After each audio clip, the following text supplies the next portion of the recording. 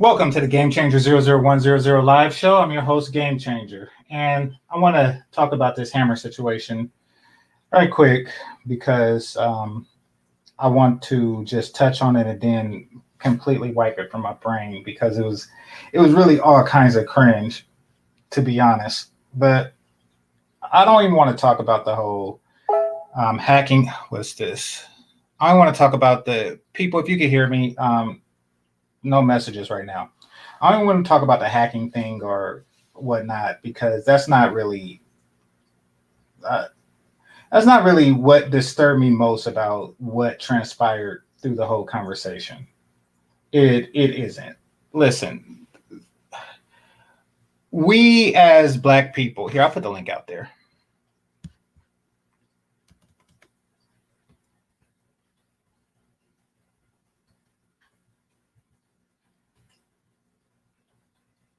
So part of what I noticed about how black people move, and this is one way or another, is that we seem to enjoy more than a little bit the demise of someone.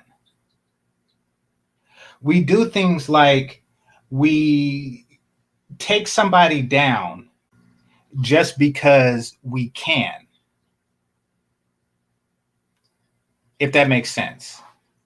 So say you see somebody cheating on their wife, right? And you could ignore it, especially if you're closer to the person than you are the wife. Or actually, let's take the wife out of it. Say you find out that somebody this is a coworker, but is not your friend or anything like that. But you find out that they're stealing from the company. At which point you could say, you know something, this is really not any of my business, and I'll just move on. Or if you cared, you would say to the person, listen, I seen you pocket that money, which means that if I can see you, other people can too. And this can have very negative consequences if you get caught by the wrong person. That's option B. Option C is to just snitch on the person, just downright snitch on the person. But then another option is very interesting. It's a very interesting option because the final option would be to wait until everybody gathers in a meeting and all ears is on that particular person, and then say, hey, person, did you steal from the cash register? See, that's option D. Now, this is indirectly accusing this person. Basically, what you're saying is there is reason for me to ask that question. I believe that this is a just question for me to ask in front of everyone right now.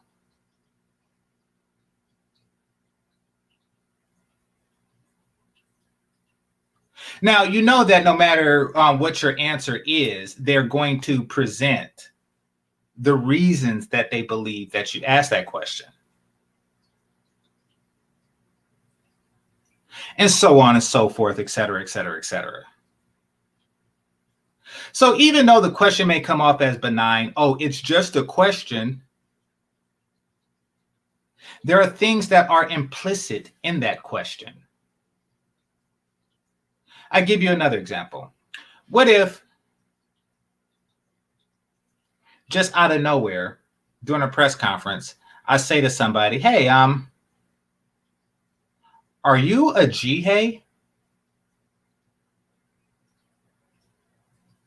It's like, why would someone ask that unless they have reason to believe it? Or better yet, what if somebody was running for office and then you were to just say, excuse me, are you a Nazi? Or are you a member of the Klan? Hit the like button, please. You see, though these are just questions, they're highly disruptive to a person's brand.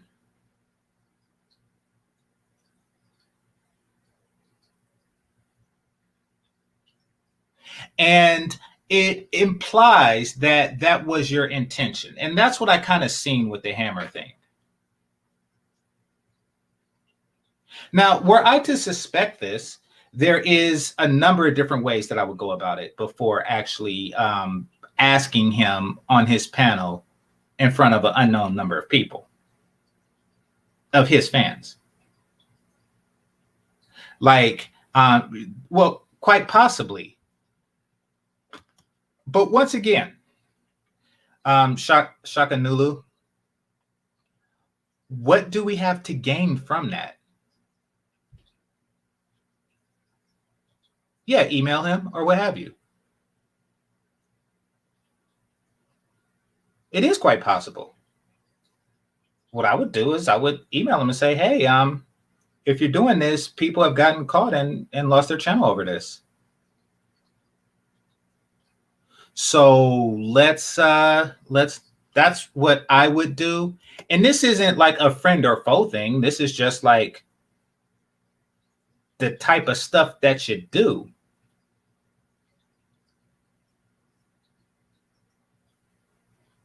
Always. I remember I was doing customer service. I guess I could say it now, for because they're out of business or whatever you call it. I was doing customer service / game support for Sega video games.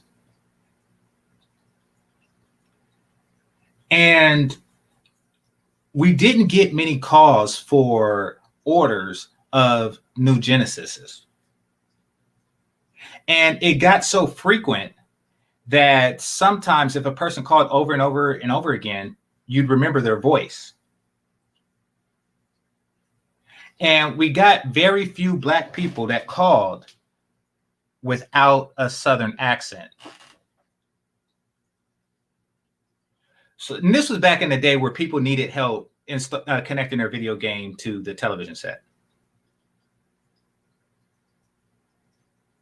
But also we placed orders. And a dude was calling. What the fuck? Black dude was calling all the time without an accent, and he was getting new video game systems,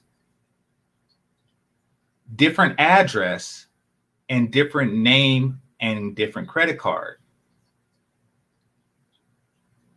So I called him. You know, now I don't know this dude.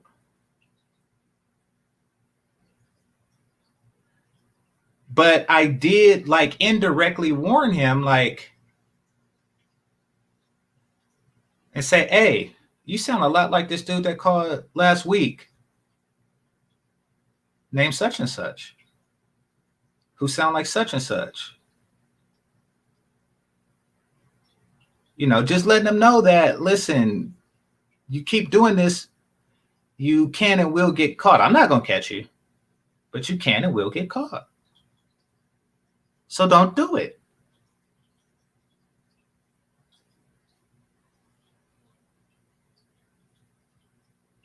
Anything shy of that, in my opinion, is somewhat hostile intent.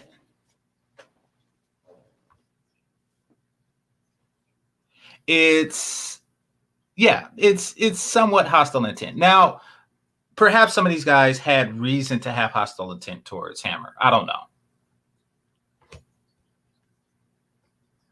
But I think that, brothers, when all things are even, we should have a better code towards how we deal with each other. What say you, Smurgle? Well, my thing is, I'm disappointed in Hammer because he has started he's trying to do like a lot of different beefs So for him to put himself in a compromised position like this, of course people are going to come at him hostily. So That's not a, of course. Just because a person messes up, does that is the natural? Why is that? Of course. well, it's just the nature of what Hammer's channels become, right? He does it passively, but he's hostile towards a lot of other YouTubers. So when they found something they could latch on to him, and it was something that was pretty solid, that's why they came at him hostilely because like it's a counterattack. That's what it was. It wasn't just because it was Hammer. They weren't just picking on him.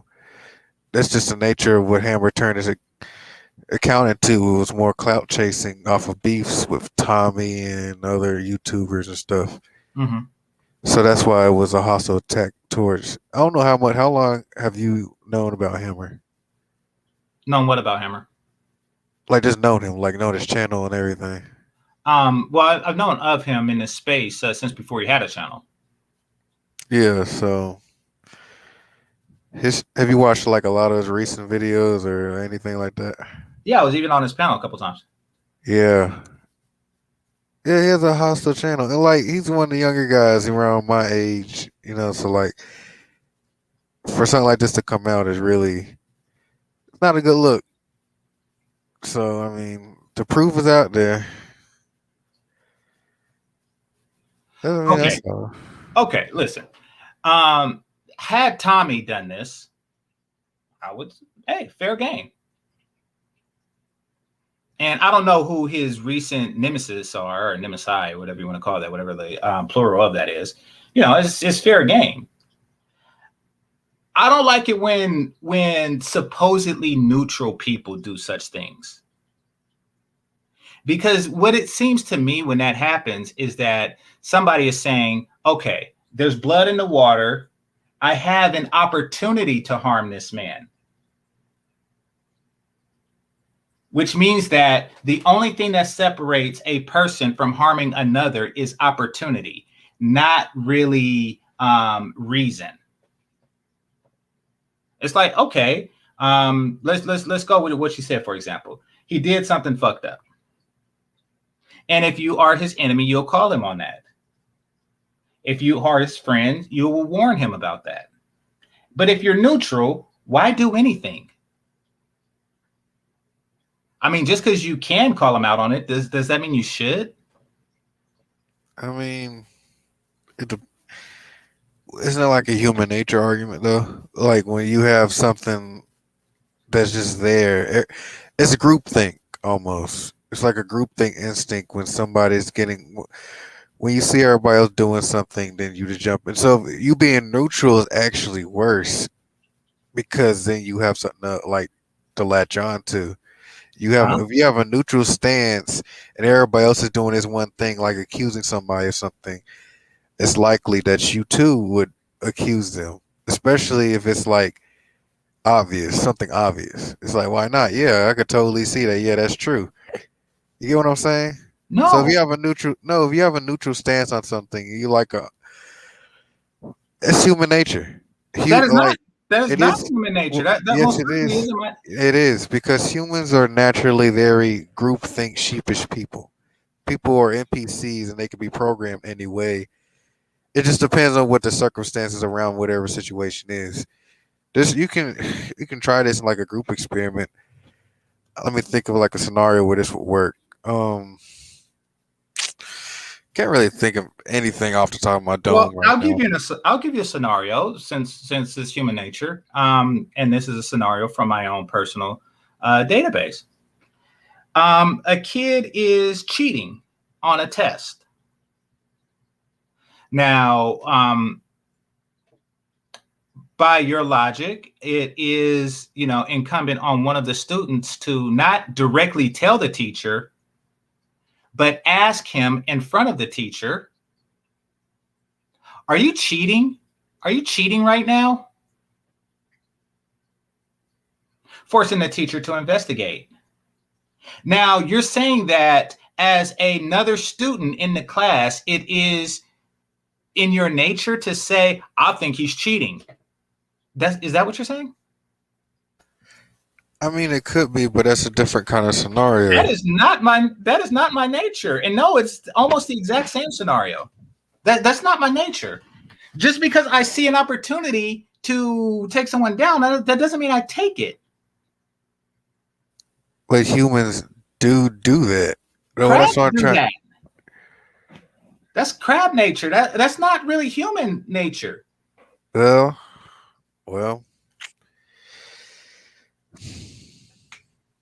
You see, like my first instinct, and there are other humans in here. Y'all can, tell me if I'm wrong. My first instinct isn't to take somebody down just because I can, or just because I see somebody else taking them down.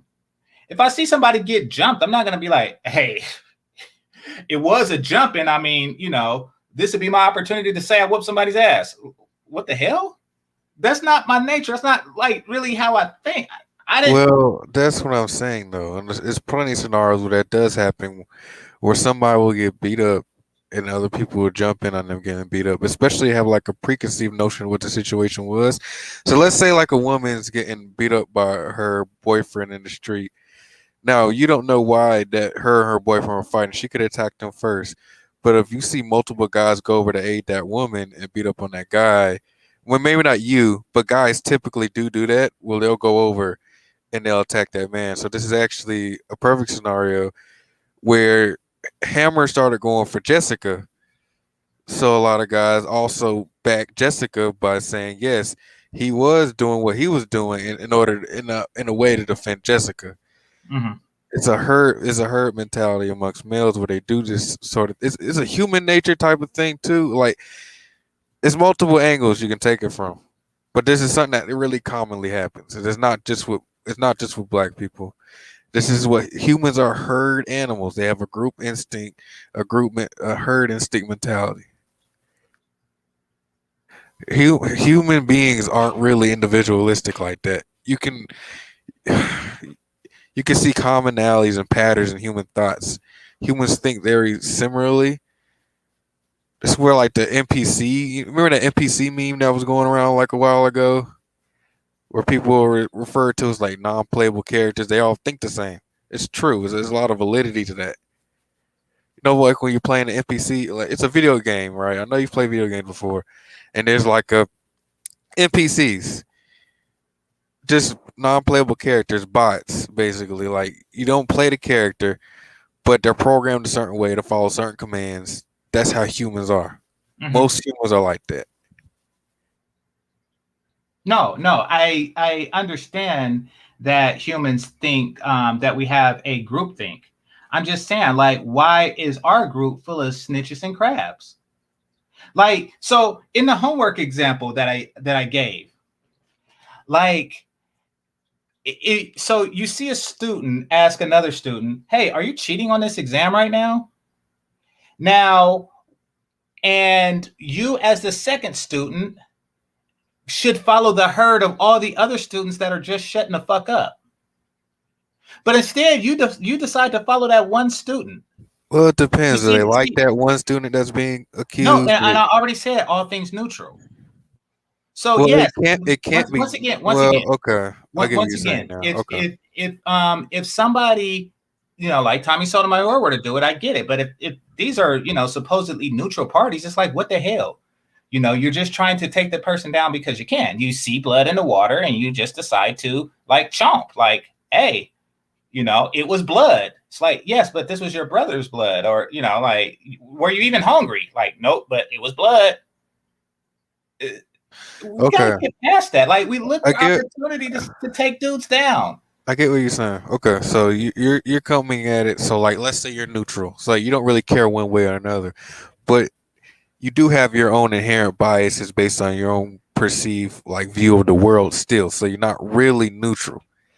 So when Jessica came at Hammer, dude saw that as an opportunity to defend Jessica, so they became not neutral, not because of Hammer specifically, but in order to defend Jessica. So you can be neutral, but it depends on the situation. So like in your cheating example, you might be neutral to a dude cheating, but if you don't like the dude that's cheating, you might go in with the other guy that's like, oh yeah, he definitely is cheating. Like you'll be neutral to him cheating, but if you don't like him and his evidence and he's being called out on cheating, you might side with calling him out. That's what I'm trying to say. And so if he wasn't called out prior, you wouldn't care. Like if you yourself notice, if you're neutral before he was called out by whoever calling him out on cheating, if you're neutral, you wouldn't say anything yourself. That is Okay. true. But if somebody else called him out and you see it as an opportunity to call him out, if you don't like him, or Well, yeah, I mean, but you're saying that you don't like him, but before you said you were neutral. See, I'm you starting to can think you that no people just not no like him. no no no no no. You can have you're neutral to him cheating. So him cheating has no, but you can still not like them and be neutral. That's I understand it doesn't sound like a neutral stand, but it is when you're neutral to the you're neutral to the situation, but not to the person. But that doesn't necessarily not make you neutral to what's going on. You're neutral to what's going on, but you're not neutral to the person. You latch onto that situation in order to have. So, so You get what I'm saying? Yeah. by that logic, I see where you're going with this. We walk around with underlying hate for each other, and we just wait for opportunities to express it. Yeah, pretty much. That's how like a lot of people in general operate. I'll say specific, and this is something I will say specifically bad with black males. Yeah, um, we do wait for opportunities to knock down the next brother because it is very much a crab in the barrel mentality. This is something that's been going on and ranted and complained about. Like this is something that's been bad forever, basically. Mm-hmm. You see one brother try to run from the plantation, you run out to tell master. That's how that goes. And really, there's no fix for this except for avoidance. This is why like a lot of black men can't work together. This is why Well, we can't build together because we can't like we instead of trying to uphold the next brother, you look over at your next brother's success, no matter how he got it, you'll be like, I don't want. Why is he above me? Who does he think he is to be above me? We both slaves. You get what I'm saying? well, Slave that's what crab slavery was drilling the is. It's recognizing someone is above you and attempting to take them down. As a result of that, that's the very definition of crab barreling. yeah. So Hammer didn't really present himself as above anyone, as far as I know. So people like even if they're not above you or you don't have reason to do that. Brothers just like tearing brothers down. Like I mean, let's keep it a buck. Like brothers just like tearing brothers down, and we look for opportunities to do it. well, let's say he was cheating, getting views. Mhm. Regardless, he was still getting lot more attention than a lot of guys in the space, especially for a younger guy that just came into this space really. Mhm. So it would stand to reason that a few guys would have jealousy towards him. And then he was getting attention from Jessica X. A lot of guys want attention from Jessica X. And then he went at Jessica X when she went at him for having a a justifiable question, I guess. So then that's just It's three not strikes really a against him. question in good faith, though. And this isn't like at Jessica. This is because apparently, according to her, several people did it. But that's not a question in good faith. Asking a question like that, in front of people, both friends and enemies. For one, you're inviting the enemies to do that.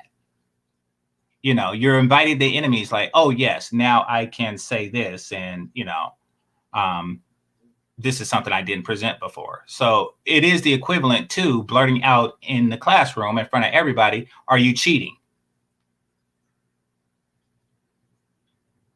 And same thing, like, blurting out to a guy in front of his wife, like, "Hey, are you cheating on your wife?" It's like, what the hell? Now you can hold your hands back and shrug your shoulders all day and say, "I was just asking a question." But no, that question leads to somewhere. I get what That you're question saying, is but opening the that's door for something others that to make accusations now. does this not happen all the time though? That doesn't make it right. I get that, but humans in general aren't really morally just creatures. I mean, Well, I'm pointing out I get behavior. I get the problem. It's definitely messed up, but it's not like anything that's specific. I'll say it's worse amongst black males, but it's not really unique to us. I've seen white guys do it to each other too. I especially seen a lot of white women do it to each other. So I So does mean, this go into a theory that's going around this space that black men behave as white women? yeah, I'll say black males act like women, just in So, general. so once again, this is a behavior that we most definitely need to correct. Yeah. Um, but this is also a product of black males being traditionally raised by women, raised around women, reared to think and behave like women. So, I mean, not sure exactly how you fix this without like I don't know, like it would be some drastic shit. Well, as a black But man, just don't do it, and that is, I'm pointing out the behavior that should not be done. Um, to black men in general. It says, GC, is there nothing wrong with buying views? Like a commercial ad, but to deny it bad. Um, okay, so he was placed in a position to either admit it or deny it. That's the position that the so if he did do it, well, or if he didn't, by being asked that question puts him in an impossible position. Because right, like you say, but to deny it, it's bad. It's like, okay, so is it good to admit it? You see the position that the question puts him in?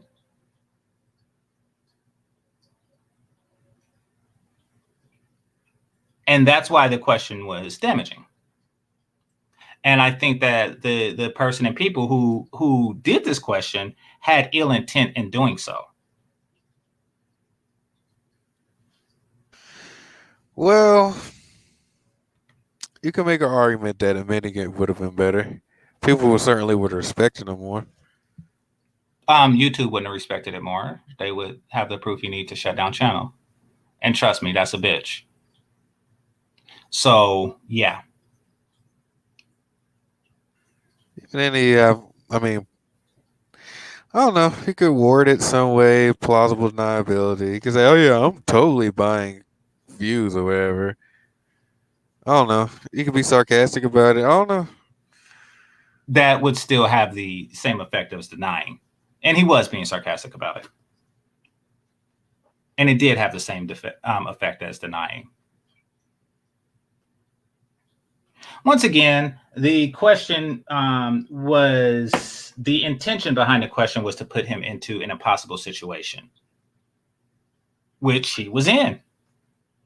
Like, I mean, congratulations, you crab barreled the guy for no reason. Like, I if I could, I would give everybody who participated a sour apple. I'm not talking about like spoiled or anything, not out of spite. I'm talking about a green apple. Just a would be red Macintosh, but in this case it's green because I like the taste of the green apples better. Granny I give you Smith. one. Yeah, like Granny Smith apples. Yeah, exactly. Haven't had an apple in a while. I do eat oranges regularly, but yeah, I think I'm allergic to apples. that's a bad thing to be allergic to. Them they give me headaches. Like every time I eat one, I don't know what it is in them. I need to really look into it honestly. Mm-hmm. But um, so that was a thing that happened today, and Yeah, it was interesting. Well, I guess not really. I'm more disappointed than anything because I really thought that the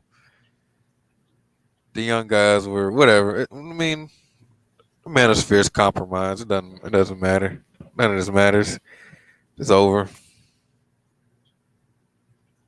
Okay, that's something different. And then he left on that note. That's weird.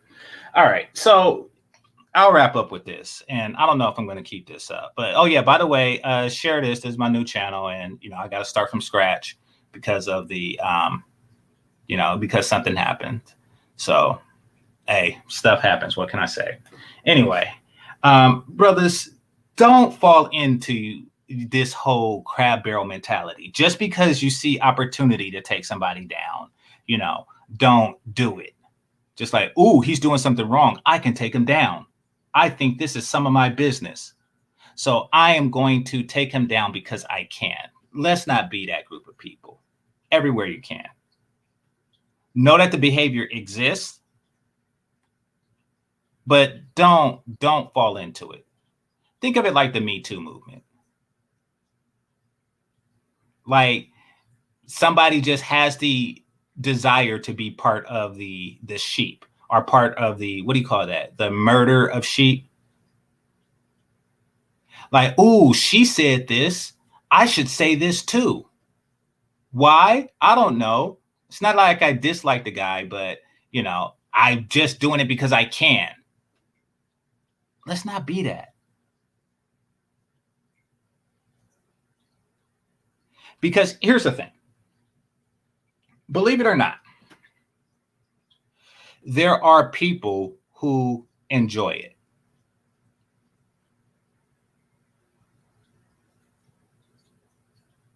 There are people who enjoy conflict between others.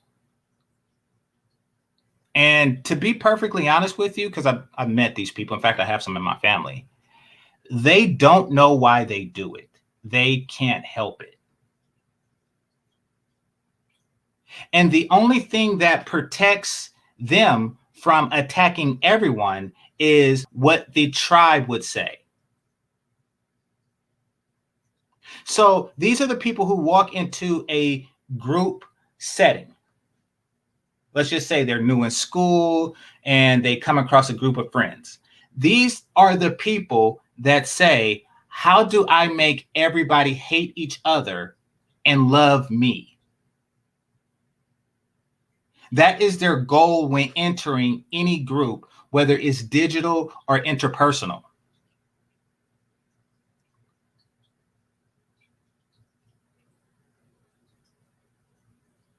In fact, let me show y'all what I'm talking about.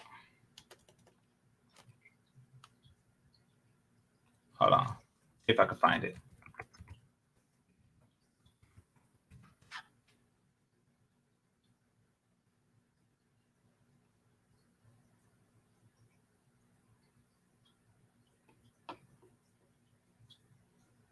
I think this is it.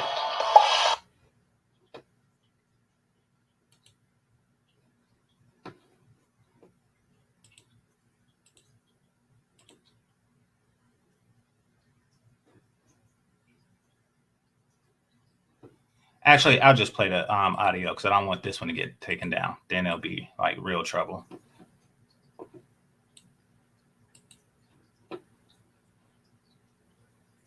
All right, fair use, people. Hey everyone, and welcome to TopThink. Today, we're going to learn about 7 types of people you need to avoid. Now, let's begin. Number 1, the chronic gossip. Okay. Number 1 is the chronic gossip. Now that's obvious. That's obvious. We need to avoid this type of person at all costs. This is definitely applicable to this situation. If you see this particular personality trait, then and trust me, don't call this person out, because then you'll be the same as them. Just like, all right, I'm going to just slowly walk away. I'm going to just like kind of creep out the room on this.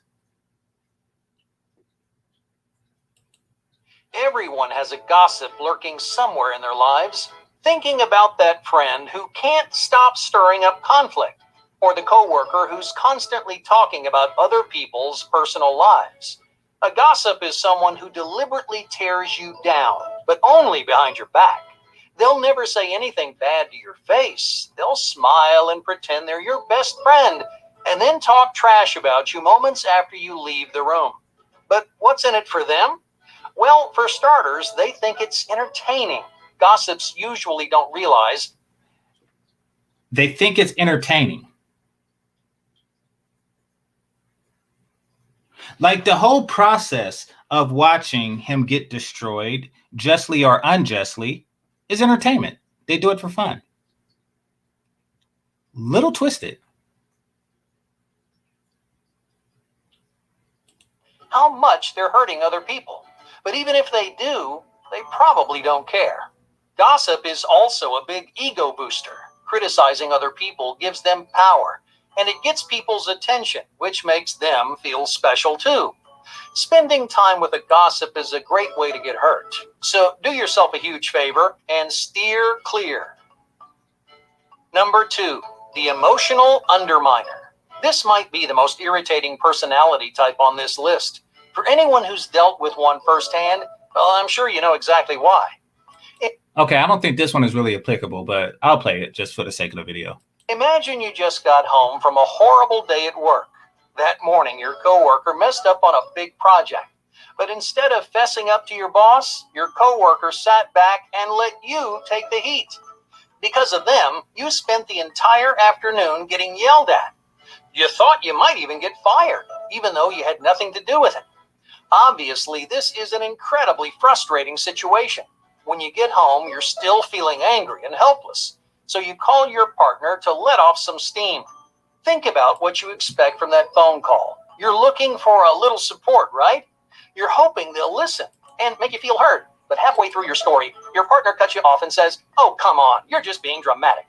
Emotional underminers do this kind of thing all the time. They constantly brush you off and invalidate your feelings. It doesn't matter how sad or frustrated you are. They act like your problems just don't matter. Okay, not really applicable to this situation. I don't really think that Black people do that too much. I think that they do something that's a little worse, but I'm not even going to get into it because it's not a part of this video. So, Now, I know it doesn't sound that bad, but trust me, it's a major issue in the long run.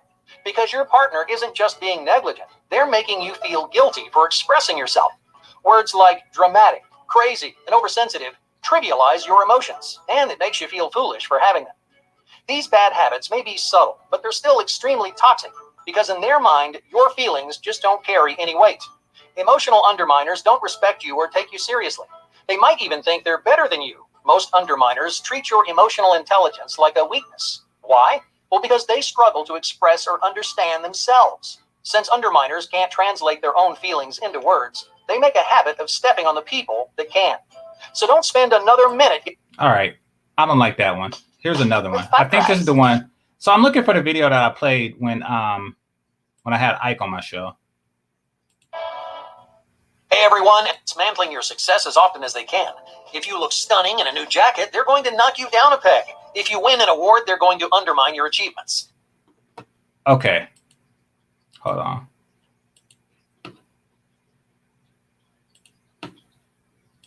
That's just the way their toxic mind works. But why do projectors insult, criticize, and attack the people in their lives? The projector has one fundamental flaw. Below that vicious exterior is an insecure and unhappy person. Well, to put it plainly, projectors just don't like themselves. They can't accept themselves for who they are. They're not proud of what they can do or what they've achieved. Now, this is what Smurgo was talking about when he said that brothers see another brother and they feel that he's above him, so they try to take him down. Now, the reason that they do this is because of their own low self-esteem. For example, Floyd Mayweather. Floyd Mayweather is at the top of his game, so to speak. You know, he's highly successful. You know, he's in the top of his particular category of life. He has a lot of money and he sleeps with a lot of beautiful women. And then somebody, I think it was last night, said, but he don't have no game, no, because he pay for bitches. You see, that's them projecting. That person has low self-esteem. They feel so little about themselves that they can't congratulate Floyd Mayweather, but instead they just say, oh shit, this nigga has no game because he paid for bitches. Huh? So this is the mentality that they're talking about. They're projecting their own issues and self-esteem onto others, which is why they can't really congratulate others ever.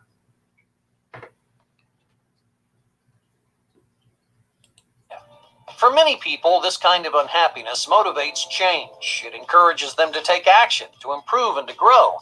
But projectors ignore their self-hatred by channeling their unhappiness into other people. They don't feel proud of or happy for their friends because they just can't experience those emotions for themselves. That's why projectors adopt a negative attitude toward the world around them. They convince themselves that the world is full of unhappy and self-loathing people. It's a negative and discouraging thought, but it makes projectors feel better about themselves. So, what happens when someone in their life seems happy? What happens when a friend or a partner begins to find success? Well, a projector makes it their responsibility to bring you down.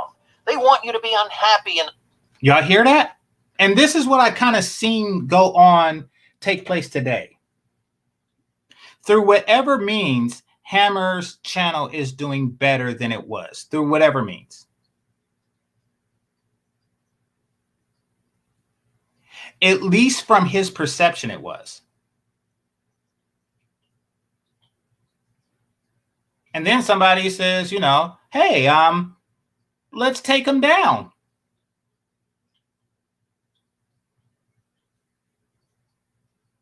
And then other people said, well, it's only human. I see the opportunity to project, so I'm going to project also. Unfulfilled, just like they are. But don't let a projector steal away your pride. Don't take their criticisms to heart because they're not trying to help you.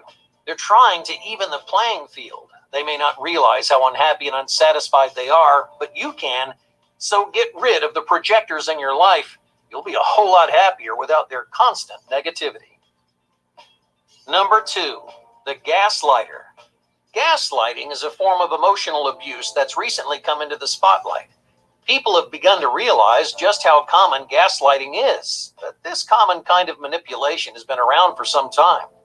So, what is gaslighting? Well, to gaslight someone is to make them question their own judgment or perception. For example, you may believe that your friends and family love you, but a gaslighter may try to convince you otherwise. They may spread false information, claiming that your friends and family talk about you behind your back. Listen to this one closely, because I came across a lot of these people, like here in the manosphere, like in the back chats and stuff like that. They say stuff like, GC, people are saying this about you, people are saying this, and you need to do this. People think you're this, so you need to do this. Or I think that you are XYZ.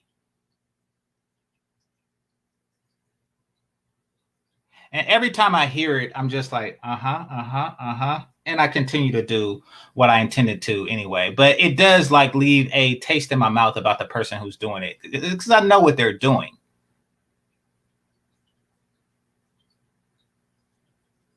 So, yeah. That false information creates distrust. It damages your relationships with your friends and family, and that gives the gaslighter more control over your life. And hey, that's ultimately what a gaslighter is after: control. Okay, let me give an example. Let me give an example of how a gaslighter will affect somebody in a negative way, right? Say you have a group of friends and then the gaslighter comes. Let's just call the gaslighter person G, right? And person G goes to person A and says person B thinks you're a thief. Or scratch that. They say person B is a thief. Now, person A and person B are friends. And even though person A may not believe person B altogether, they may act a little bit different around person B. They may just, kind of guard their wallet a little bit. Or they may not leave them in the house with their valuables alone. And then what does person G do? Person G goes to person B and says, why is person A treating you like a thief? I thought y'all were friends. And then person B is like, yeah, I know person A has been acting funny around me lately. Yeah, well, person A told me that they think you're a thief. And person A and person B hate each other. And they're both being controlled by person G. Stay the fuck away from person G. They want you to doubt yourself.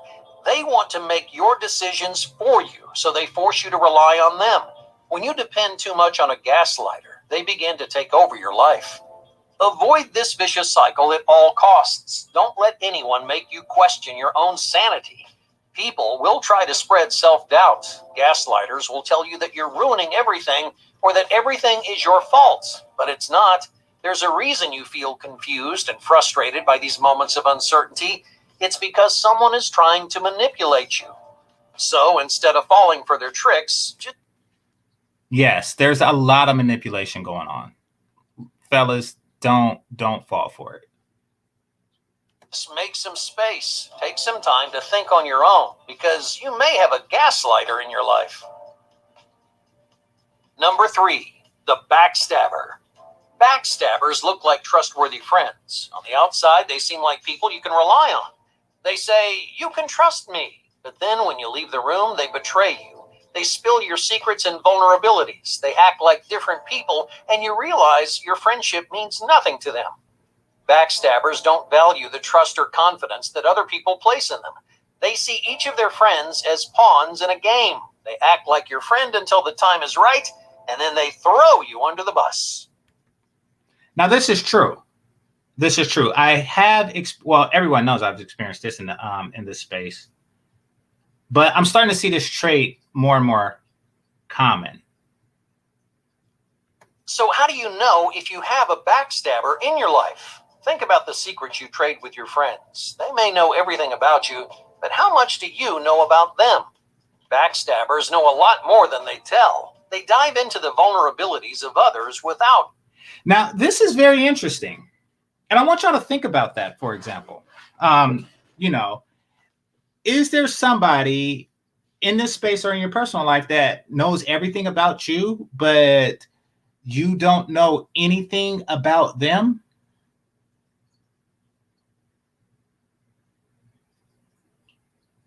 Think real hard about that. Like, is there somebody like you don't know their relationship status, but they know yours?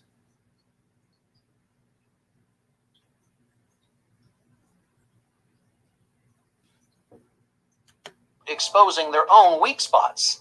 This dynamic creates a lopsided trust. Yeah, you trust them, but they don't trust you, and it becomes easy for a backstabber to betray you. You have something to lose, but they don't.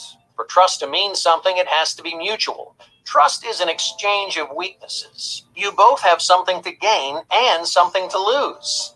There's another easy way to pick out a backstabber. Just think about which of your friends have betrayed you in the past. If this person has broken your trust before, there's a greater chance it'll happen again. Yeah, accidents do happen, and it's important to remember that people do make mistakes. But if your friend intentionally breaks your trust, especially...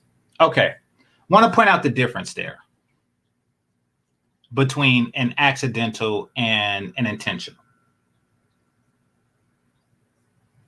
An accidental would be you ask a friend to, perfect example of an accidental, right? I was on a double date with with a friend of mine, right? I was young. My car, I don't know.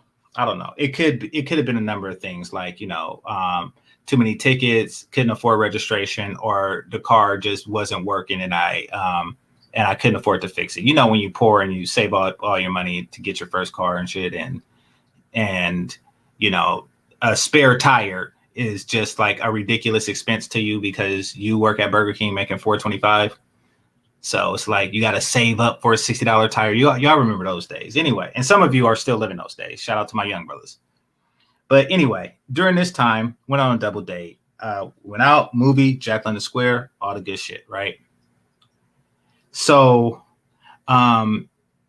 it was for him to drop the chick off that I was with, and then he was going to drop me off, right? I think he lived with his girl. And I shit you not, he dropped her off at the wrong house. She didn't leave, but he dropped her off at another chick's house that I was seeing. Can't make that shit up. I was like, when he was pulling up, I was like, why is this nigga going here? It was our apartment building. And then he said, all right, then. I was like, no, this is not our place. And then he's like, oh. Now, he didn't say that, whose it was. And to the chick, it just looked like a mental fluke or something like that. But it was a mistake. It was just like one of those, like, hey, my bad. You told me you was seeing a chick that stay in these apartments. So when we went on the double date, I thought this was the chick that stayed in these apartments. Like, hey, natural. It's funny when you look back at it. It was even funny then, but hey, it's one of those things that happen. Honest mistake. A dishonest mistake would be if he were to say, hey, wait a minute. If this is your girl, then who was that light-skinned chick that you was telling me about? That's a dishonest mistake. See, you're dealing with a backstabber when somebody does some crap like that. Stay away from those people. The name of this video is 7 types of people to avoid. Actually, more than once, they're making a choice to hurt you. Backstabbers are often huge gossipers. They'll gossip about everything to everyone, except they never gossip about you, right? Fellas, anybody who ever gossips to you gossips about you. I'm going to repeat that. Y'all got to listen to that clearly, as that is just like a golden rule if I ever heard one before in my life. And ladies too. Actually, ladies more than the fellas need to hear this. Anybody who gossips to you is gossiping about you, period. Period. You are, and this isn't a clown, but you're kind of like naive and foolish if you think that somebody, okay, here's the best way to put it. I'm dehydrated in a motherfucker. Put it like this. If somebody is talking bad to you about somebody that's their friend, the first thing you need to stop and ask yourself is, wait a minute, I'm a friend too. Like, what do you say to this person about me? And this isn't even something that, that came with wisdom for me to realize. This is me just being a little niggero, listening to my mom on the phone. Back in the house phone days, growing up in the 80s. This is just me like, oh, did you know that, did you know that such and such, let's just call her, did you know that Keisha, did you know that Keisha's a slut and blah, blah, blah, blah, blah, blah, blah, blah, blah. And she's telling Janet this.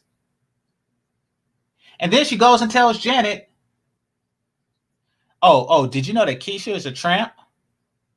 Or she goes and tells Keisha, did you know Janet is a tramp? Like, it's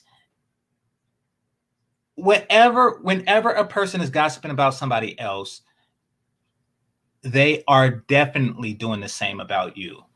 Definitely. Wrong. Gossipers almost always gossip about even their closest friends. And when the gossiper is caught, they'll deny everything. Yep.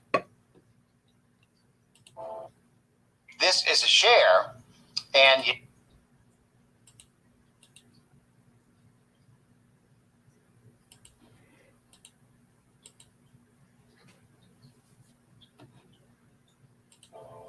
Number 4, the bad listener.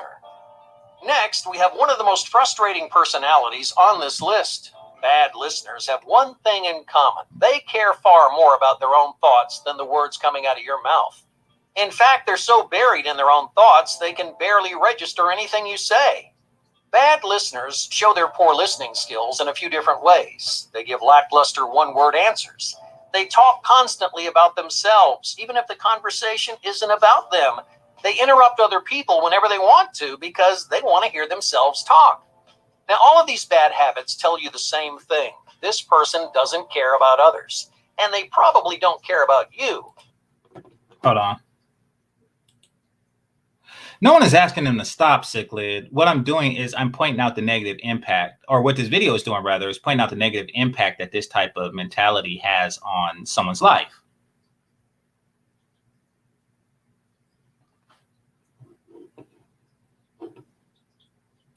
But that's not fair. You deserve to be heard. You deserve to make friends who listen when you talk. Anyone who isn't willing to give you their attention doesn't deserve yours. Number 5, the peacock. Peacocks care way too much about what other people think. They govern their lives according to other people's opinions. Why? Because they can't tell the difference between attention and self-worth. They broadcast an overconfident, boisterous exterior, although the person underneath is very insecure.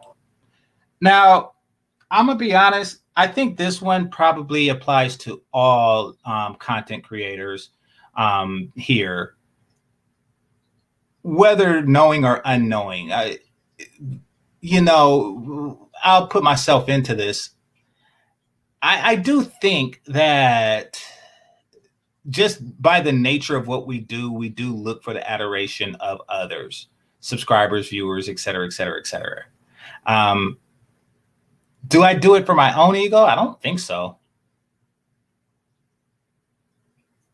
And this is my only form of social media. Well, I set up a Twitter account now so I can, because there's some business I have to take care of on Twitter, but yeah.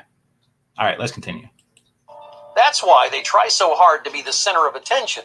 They think being liked is the same thing as liking yourself. Making friends with a peacock can be frustrating. They seem like good people at heart, but they crave status above all else. They think of everything in terms of external value or social charisma. That's why many peacocks become bullies and betray their friends. And this is very important, and this goes into what happens today.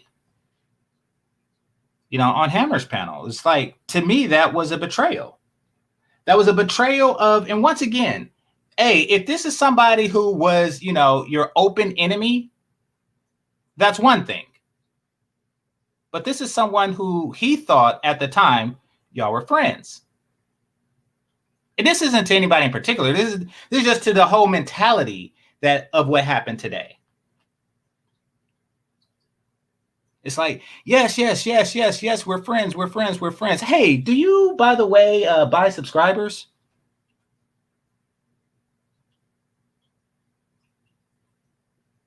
I want a lot of people to see me ask you that.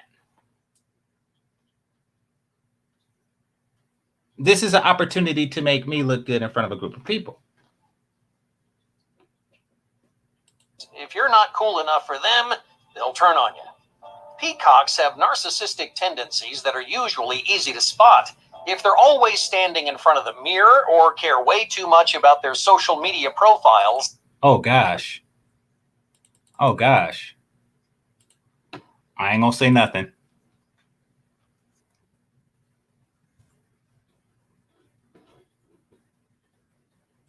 This person may be a peacock.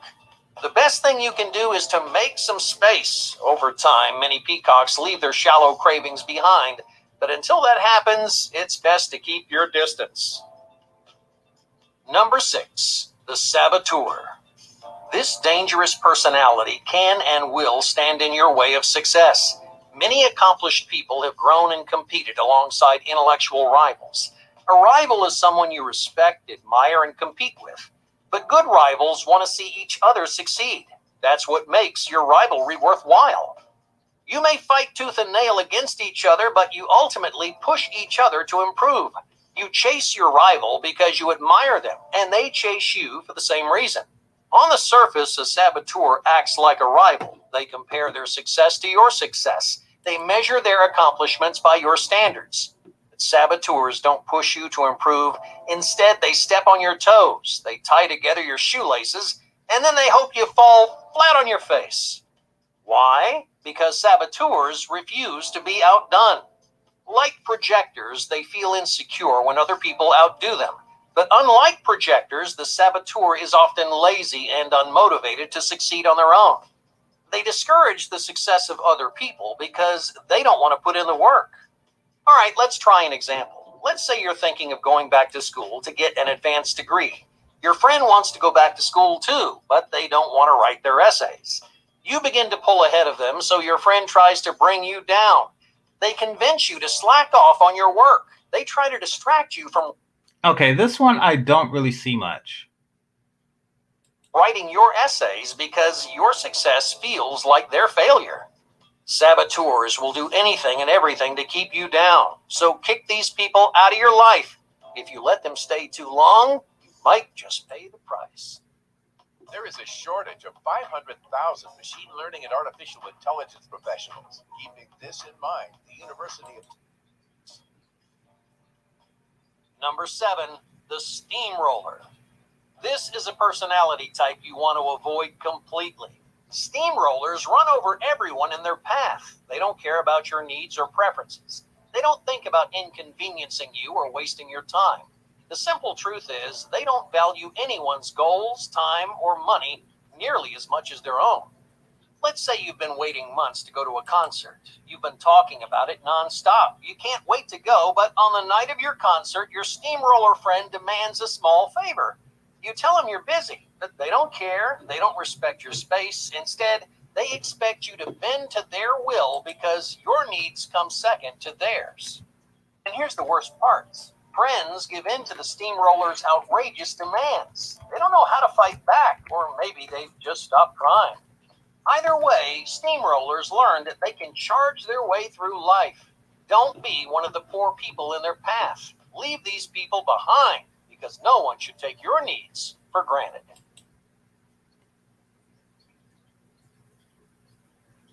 All right.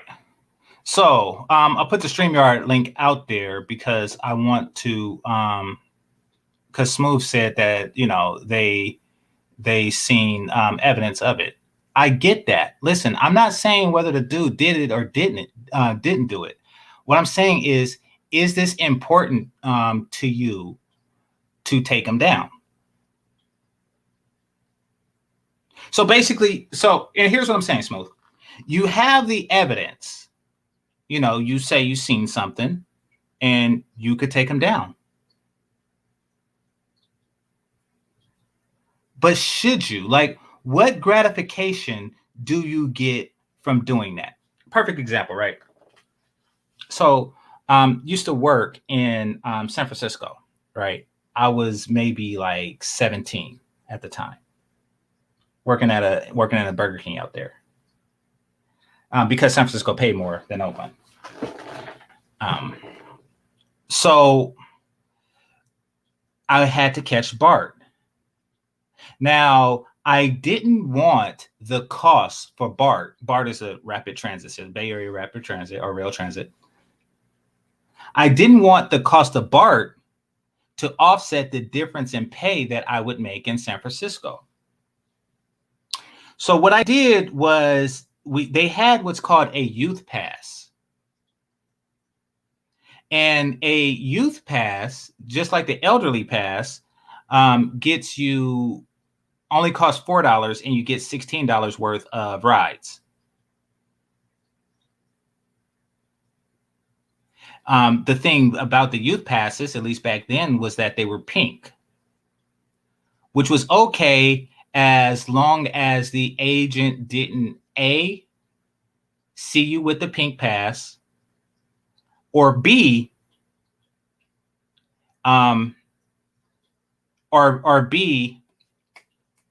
recognize that you were above 12 years old. Oh, so it's red? Hey, my memory. This was a long time ago. So the agent would have to see that you have a red card, and in addition to that, see that you look over 12 years old. So one day I was at the famed Fruitvale Station. And at the famed Fruitvale Station, I was running late. And the BART police were there talking to each other, right? And, I did it real slick. I put it in the machine and held my hand over it, making sure that the BART police didn't see it. And they didn't. Now, what did the ticket agent do? Our queen. Our queen. She said to the BART police, hey, this guy is using a youth pass.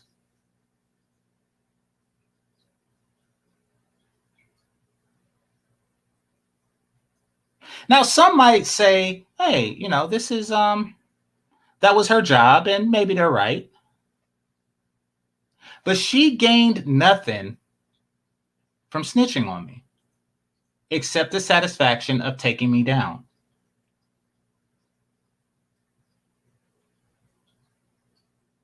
Yes, she could, and yes, I was doing wrong. But she just snitched because she could. She wouldn't lose her job if she didn't catch me. She gained nothing from doing that. She didn't get a raise from doing that. She actually gained nothing from doing that but the satisfaction of taking a stranger down.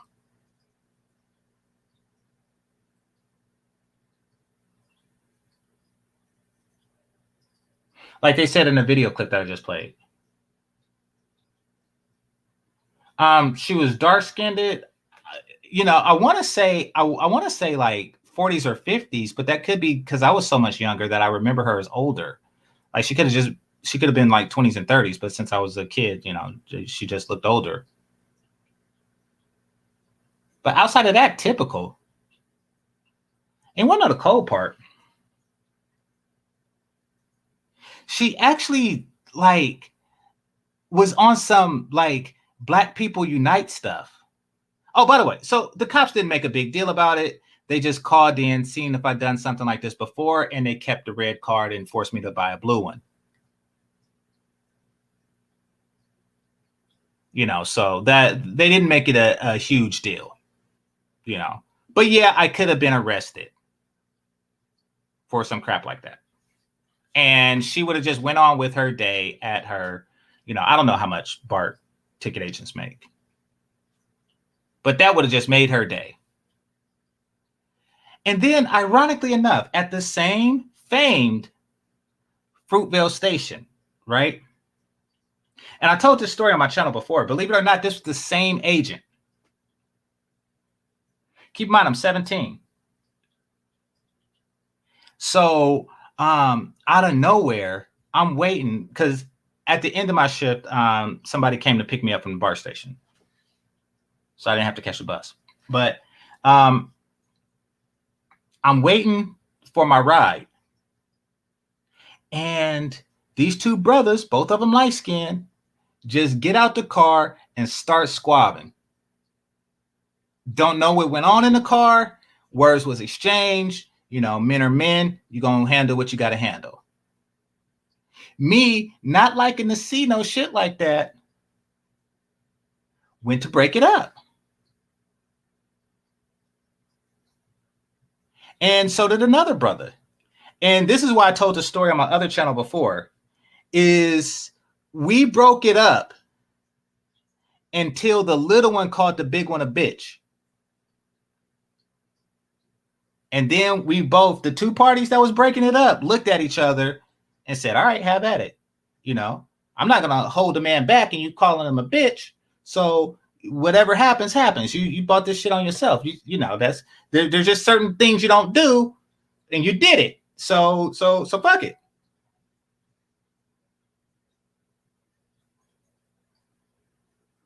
So that was that, you know, they went at it for a second. You know, no clear winner or loser, right? Then later, you know what that bitch said? Because she didn't recognize me, but I recognized her.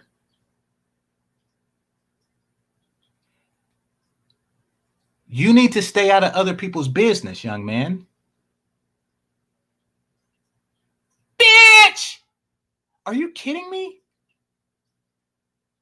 Are you kidding me?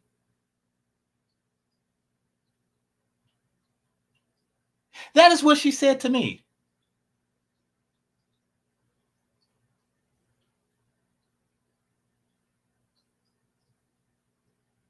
It's like, wait a minute. You don't remember snitching for no reason and not minding your own business then, huh?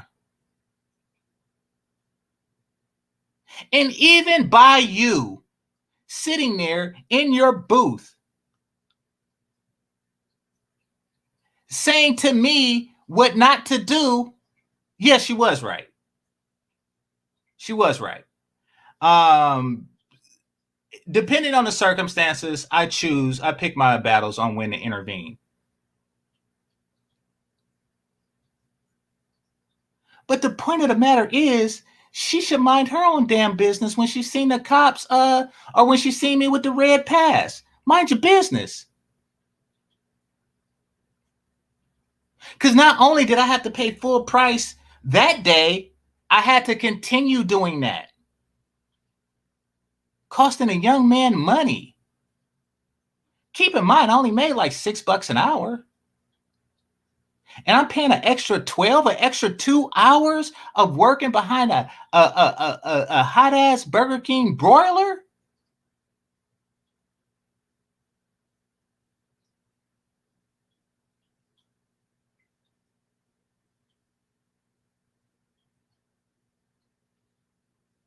That's what I have to do to earn that extra money for Bart. And you just doing that. And then you like, oh, I care about you. You are an awful human being. My point is, mind your damn business. Just because you can bring somebody down, just ask yourself, should you?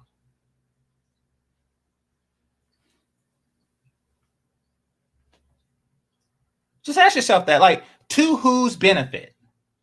To whose benefit do I have for bringing, and this isn't me just like caping for Hammer or trying to protect Hammer, you know, or something like that, you know.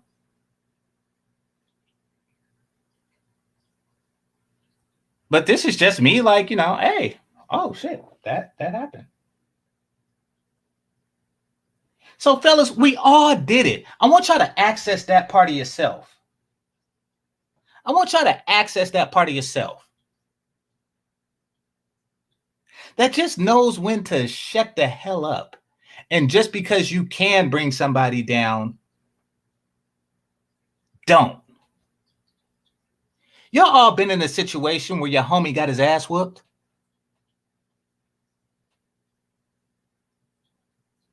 The homie got his ass whooped. Everybody's seen and you seen and he's like, God dang, that was awful. You don't have no hands, man. That was kind of bad. And then he goes and tells other people, he goes and tells his girl, his dad, or whoever, you should see the other guy. Now you have an opportunity right then and there to bust his ass out. You have that opportunity. You have the chance to say, what you talking about? I was there. You didn't land a punch. You didn't do shit. It was completely one-sided. It didn't even look like two humans was fighting. It looked like a gorilla versus a monkey. It was just him grabbing you by the top of the head. You was windmilling and he was just smacking you around, and then he let go and you fell, and then he kicked the crap out of you. Like, don't act like you did. You got your ass whooped. You have the opportunity to do that. And yes, that is the truth. But should you? But should you? Like for real, should you? Do you really have to gain from doing some crap like that? Like, just because somebody may be capping, it's like, hey, do I really have gain? Do I really have anything to gain from just like crapping on somebody like that?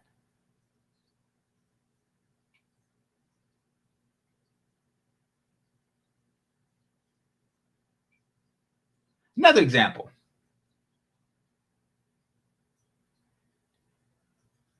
You in gym class with a dude, say is high school, junior high.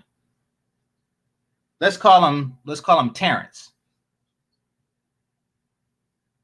You in gym with Terrence, and you unwillingly pause or whatever, get a glimpse of it. You get a glimpse of the meat, and you looking like, you're thinking to yourself like, hey, the homie is not too big. This dude is not too big. And he just walk around with stuff in his pocket, a sock in his pants or something like that, to fill it out.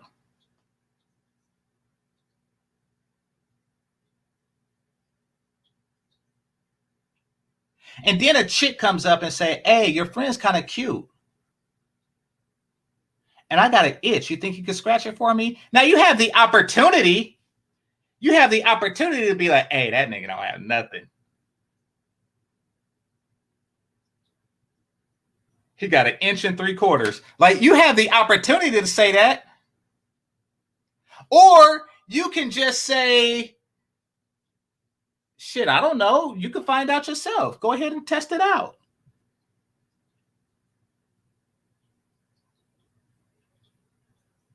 I'm saying you don't have to tear people down just because you can.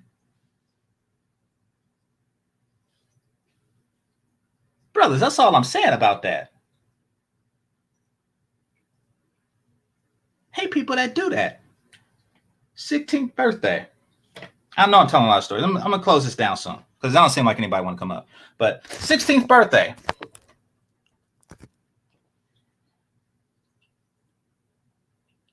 I was at the DMV. What was I doing at the DMV? I was getting my license the day that I was able to get my license. I was there taking the written, right? And I was cheating. I was cheating like a motherfucker. So the way it worked back then, and I don't know right now, because once you're grown and shit, and you only got to take it if you got a bunch of tickets or something like that. But the way it was back then is there was only like 6 tests in rotation, and since everybody was 16 and trying to get their license at the same time, it was easy to come across 6 copies of the test.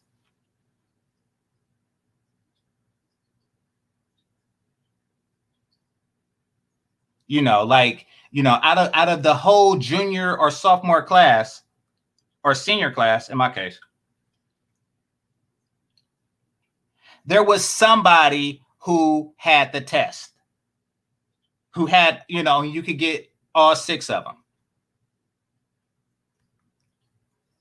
So I had all 6 of them in my pocket, right? And on my birthday, I took all 6 to the DMV. Yeah, they were long. I think it was like 50 questions. I think it was like 25 front, 25 back, if I remember right. Multiple choice. I took the test to the DMV, all 6 of them. And I went to the back in the corner, and I was just in there like shuffling through, right? Trying to figure out what. And it was an older Mexican dude next to me, right? Maybe he was white. And I'm looking for it, and I was like, okay, I found it. This is test, let's just say test 4. So I was just there cruising, just copy, A, B, C, D, A, B, A, C. I was just copying on a roll, and then a freaking DMV agent came up, tapped me on the shoulder, said, we're going to keep your monies for taking this test, and we're going to mark it as a fail. And this is state property. Meaning that this can be considered a criminal. Now, this was just him scaring me because I'm just a little niggero, and it worked.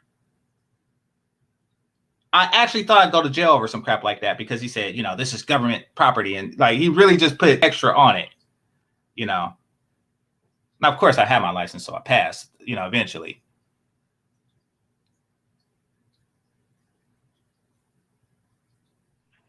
Game changer. But why did the dude? I strongly suspect that the dude snitched. Game changer. What's up? Can I ask you a quick question? Go for it. Why do American bitches expect a full loaded kitchen and they calling you a piece of shit because you bought a bitch a stove and she cooking with it, and the bitch don't use the stove, but it's mandatory in the house she move in?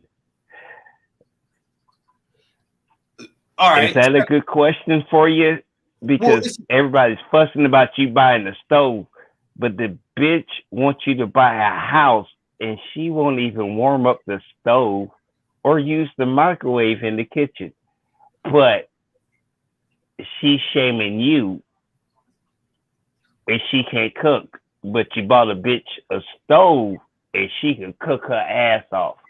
All right. Well, is that a good question? It is a good question, but easy on the swear. So I want to get this one monetized. I want to get this channel monetized. My fault. No more cuss words. Okay. Thanks. Game changer. My apologies. Sorry. No worries. No worries. But yeah, to answer that, see, I don't really get flack from the females on the whole stove story. I do get flack from the men, but that goes with what I was saying earlier. Like that's one of the 7 personality traits that you should avoid.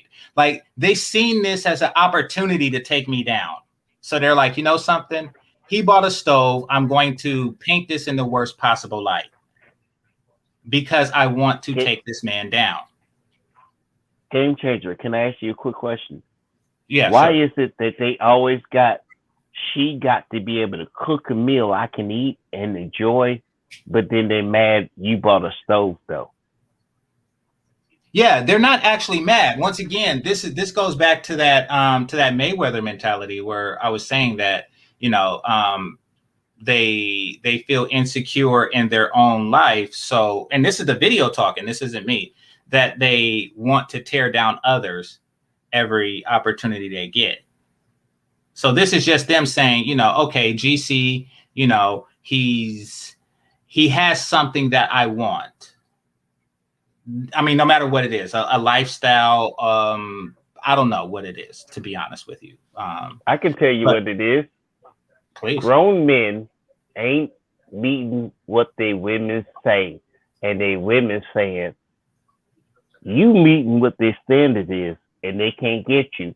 And the men they with is mad they ain't as loyal while they dreaming about you. Because you buy a stove. If you're going to buy a stove, you're going to bring a house. But that's the problem. And that's both male and female, because the chick don't even have a basket that will buy her own washing machine. And she got to wash clothes for her kids. You talking about a stove? and she don't cook for her kids, at least she gonna wash clothes or try or ask you for a roll of quarters. One of those, but that's the deal they gave.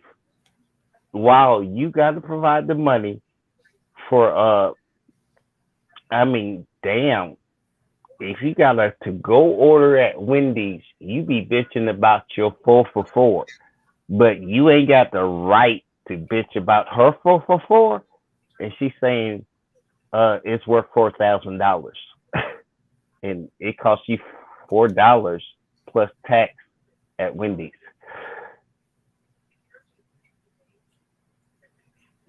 Yep.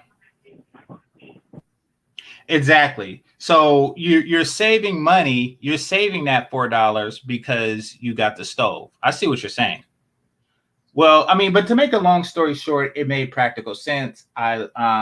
She let me stay there, no hotel. I actually like Santo Domingo. It's just expensive, kind of like people like New York, but it's just expensive. Game changer. So, what's up?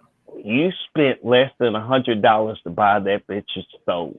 No, it was she like cooked for you the whole time you were there, and she'll still cook for you with the stove when you go back to visit, because that stove matters. Because she cooked for the family while you gone, but she got a family. You know what the damn thing is? Black women in America don't give a fuck about their family.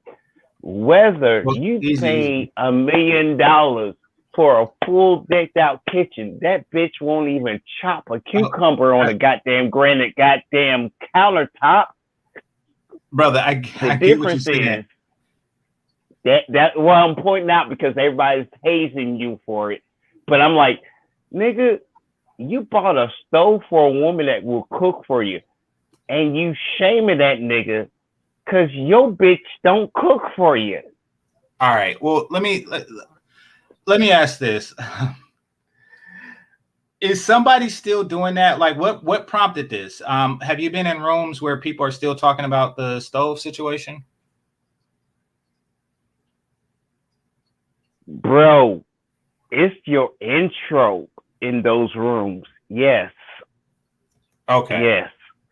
Yes. Well, that is why I'm saying to you, how is a nigga shaming you when they bitch don't cook for you, but you bought a stove and that bitch cook every damn time you show up in her goddamn nation, and that nigga's saying you ain't shit because you bought a stove. Nigga, that's why you don't eat. Right. All right, let me do this. Once again, easy on the swears. Yeah, easy on the swears. But I don't listen to those dudes. And like the video said, these are personality types that you just avoid completely. Like, notice I don't really like kick up dust for too long when I come across these personality types, unless they just keep coming at me, in unavoidable settings. For the most part, it's like, okay, I'm going to just, crack some few jokes, dismantle their argument and move on.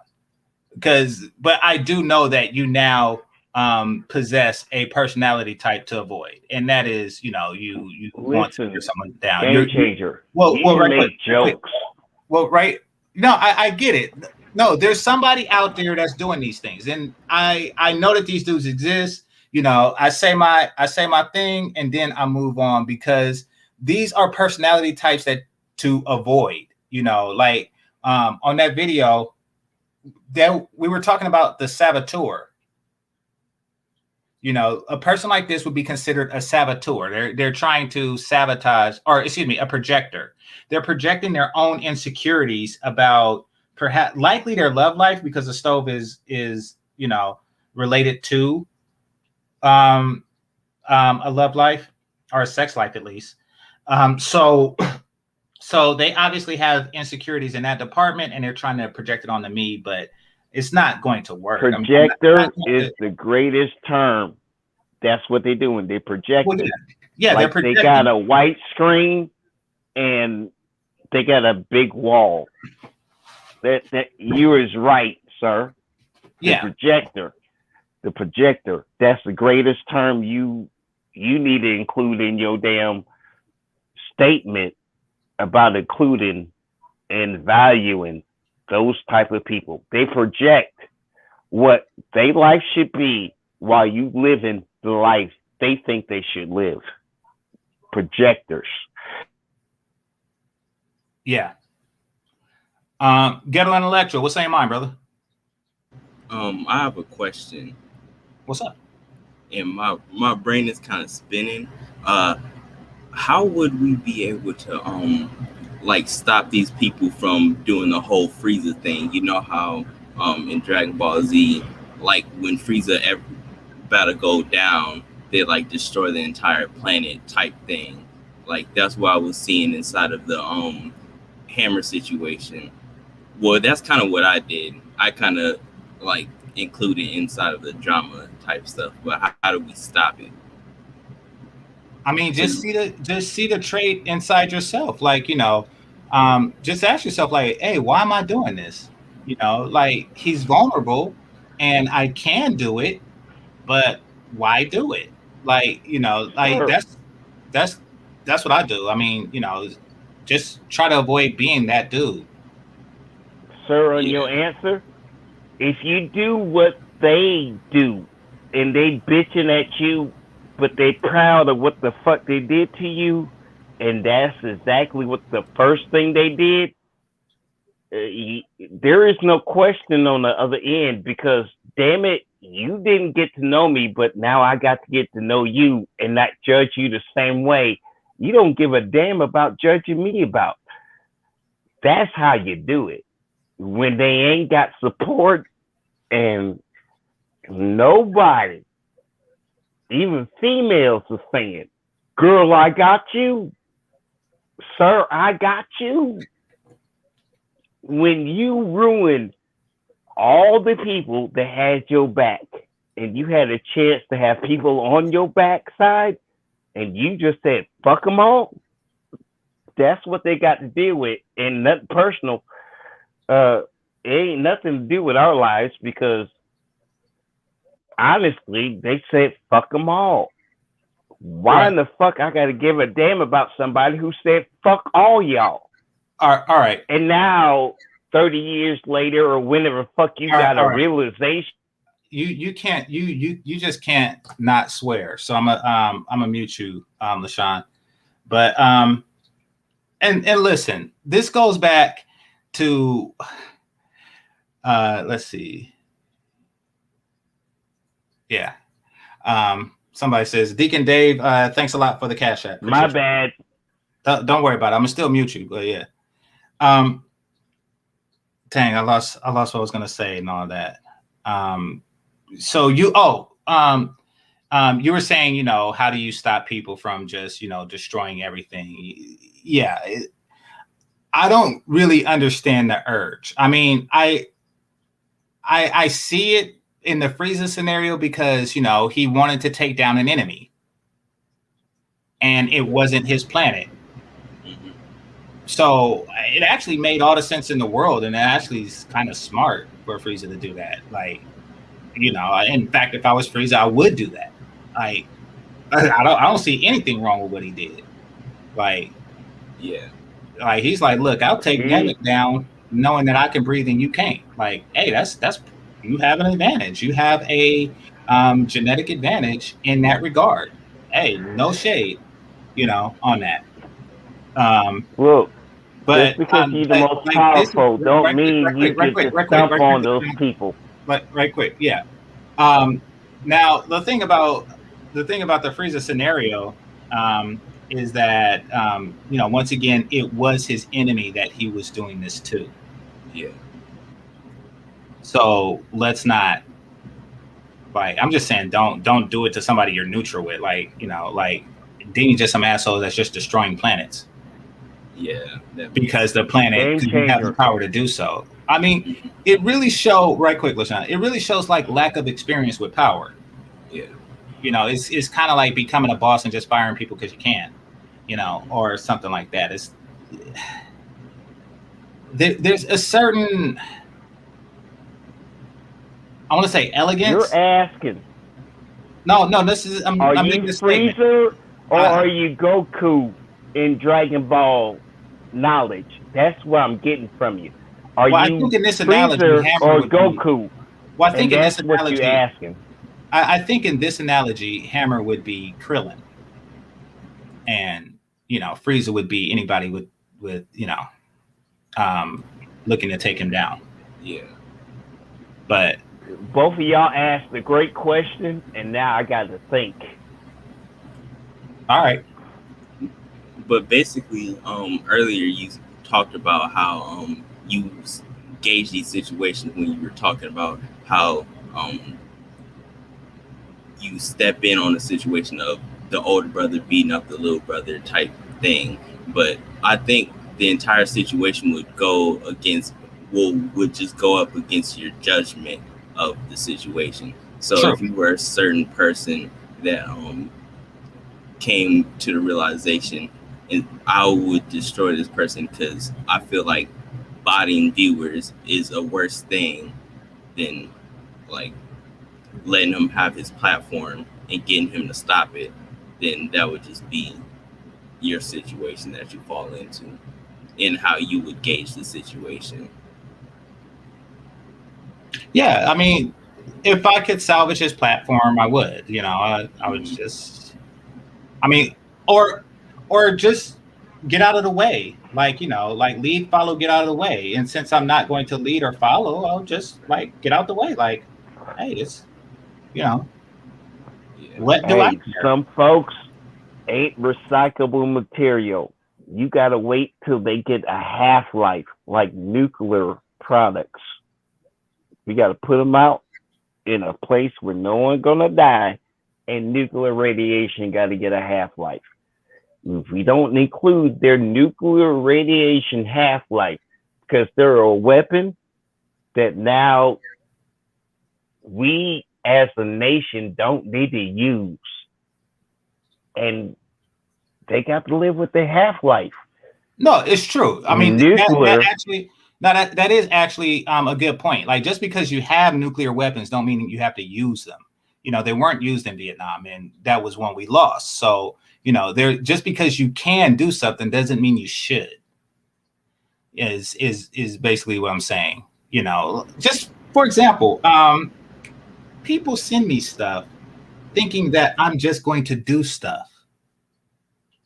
Like, people send me, and I won't even say their name, but they send stuff on people, like legal documents and stuff on people that I rival with here on YouTube. It's like, okay, I can do this and make his life very difficult, but I'm not. You never Googled it. No, I just they want to get even using your name, so you got the damn trauma and problems.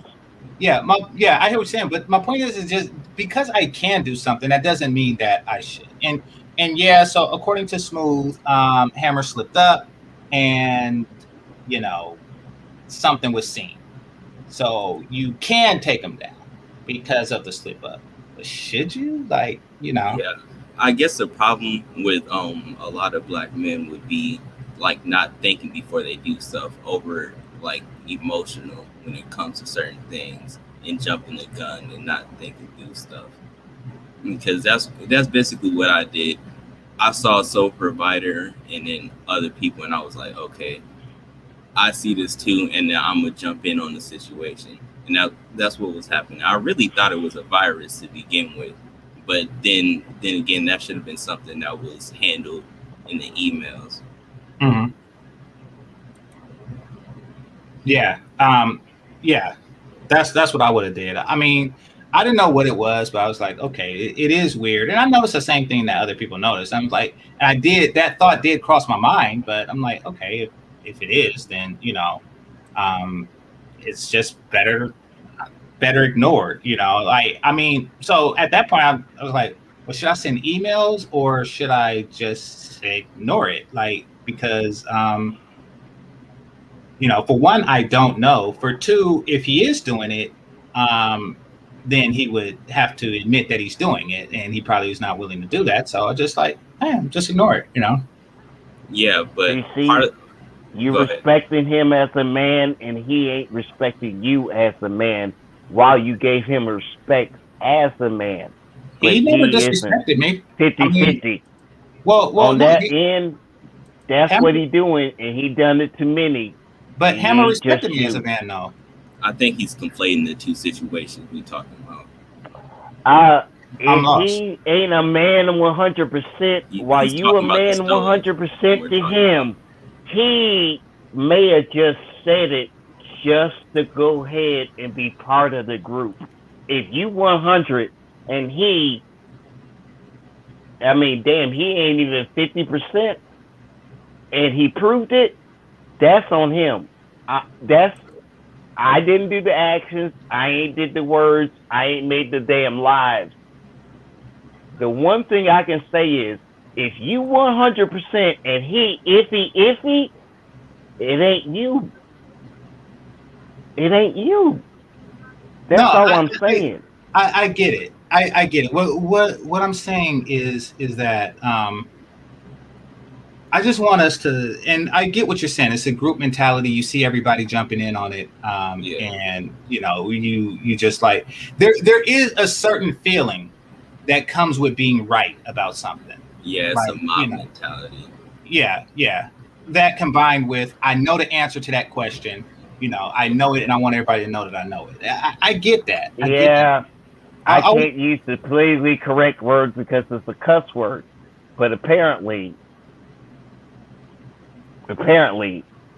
I'm being improper while we can't tell our truths, but everybody else can tell their truths.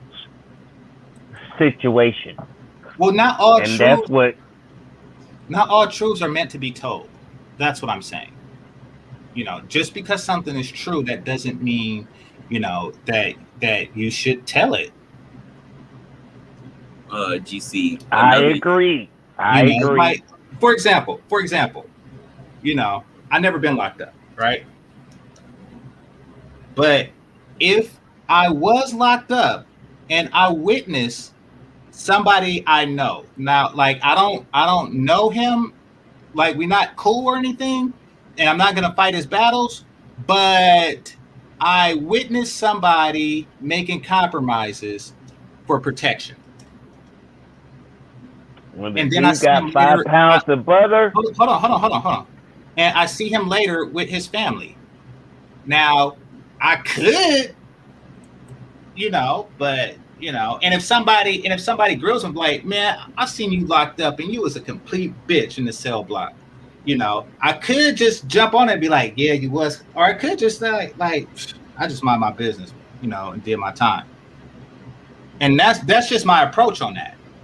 That's just kind of how I go for it. You had an example about like seeing someone cheat on the test, but what about the kids that would that had a good grade on the test but would hate to see somebody taking the easy way out getting the same grade as them? You see where I'm getting at in the situation to where, this person, well, you actually benefit from body your views because you get boosted up in the algorithm, right? So basically what happens is in that situation, people who have lesser channels that's getting overtook by Hammer would get in their feelings about the certain situation because he's basically playing the game unfairly. Yeah, I get that. And if the class was graded on the curve, then that person is messing up the curve. Yeah, I do get that. Listen, if it affects you, then I understand. And that's why I brought up other scenarios like the Bart lady and stuff, things where it didn't necessarily affect her. In high school, I don't think that they ever really grade on the curve. I just think that's something that teachers passively take into consideration. But no, I mean, if you are that A student and you're competing for valedictorian because you that's gonna look best in your Harvard essay, then shit, snitch. Yeah. But if I'm a C student and I see it, I'm like, oh, that's I see why this A student is snitching, but that's because they protecting their curve. Me, I don't care. Yeah. Can I say one thing? Asians are people of color. Why in the fuck black men don't get support, but the Asians got the law. And we apparently got laws that pass and they're not even enforcing it. But let us punch a goddamn Asian All right. or a white it's woman, stuff like white that. or what. It's stuff like that. You got to be more careful. Nobody's talking about punching Asians here. We no Asian hate over here on this channel. See, stop saying stuff. You don't. You gotta not say stuff. That wasn't even cursing. That's just you can't say punching and then that word given the current social climate. Come on now, you know. But no, I get what you're saying. I get what you're saying. But I mean, all I'm saying is that we pick our battles. Yeah. You know, I mean, the ones that are important enough to fight and easy enough to win. I don't know if I said thanks to Deacon Dave, but thanks to Deacon Dave. And, you know, to me, I'm like, you know, yeah, this is an easy win, but is it really important enough to fight? Like Game changer. We got to have a demon. We the demon. They beat them out the stores, and this Asian hate. Hey, God dang it! What? Oh gosh, I'm dehydrated. Like I don't know what. It's hot out here in Cali. But yeah, I'm gonna keep you on the back for a little bit, LaShawn, because you sauced, bro. But no, I mean, no, I seen your part on it, and I know what you're trying to do. I'm just, you know, and I get what Smurgo was saying earlier, that you know that's just how people get down sometimes. You know, that's just, you know, the mob mentality and stuff like that. And you know, you have that one racist, that you had that one white dude in the 40s and some crap like that that's not even racist, but everybody got a white hood, you know. Yeah. And it's like, hey, like I'm sorry about what happened to your father. You know, he whistled at the white girl and it wasn't a big deal to me, but everybody just kind of like went in on him. So what could I do? Like, you know, I couldn't, you know, what was I going to do? I didn't want to seem like a such and such lover. So, you know, I get it. You know, I just wish I want to see us get past that, you know, because, you know, people be on point. Like other groups, they be on point. I'm not saying that they're perfect, but, you know, as far as like keeping stuff under wraps, you know, they're good at that. Like, see, here's what I noticed.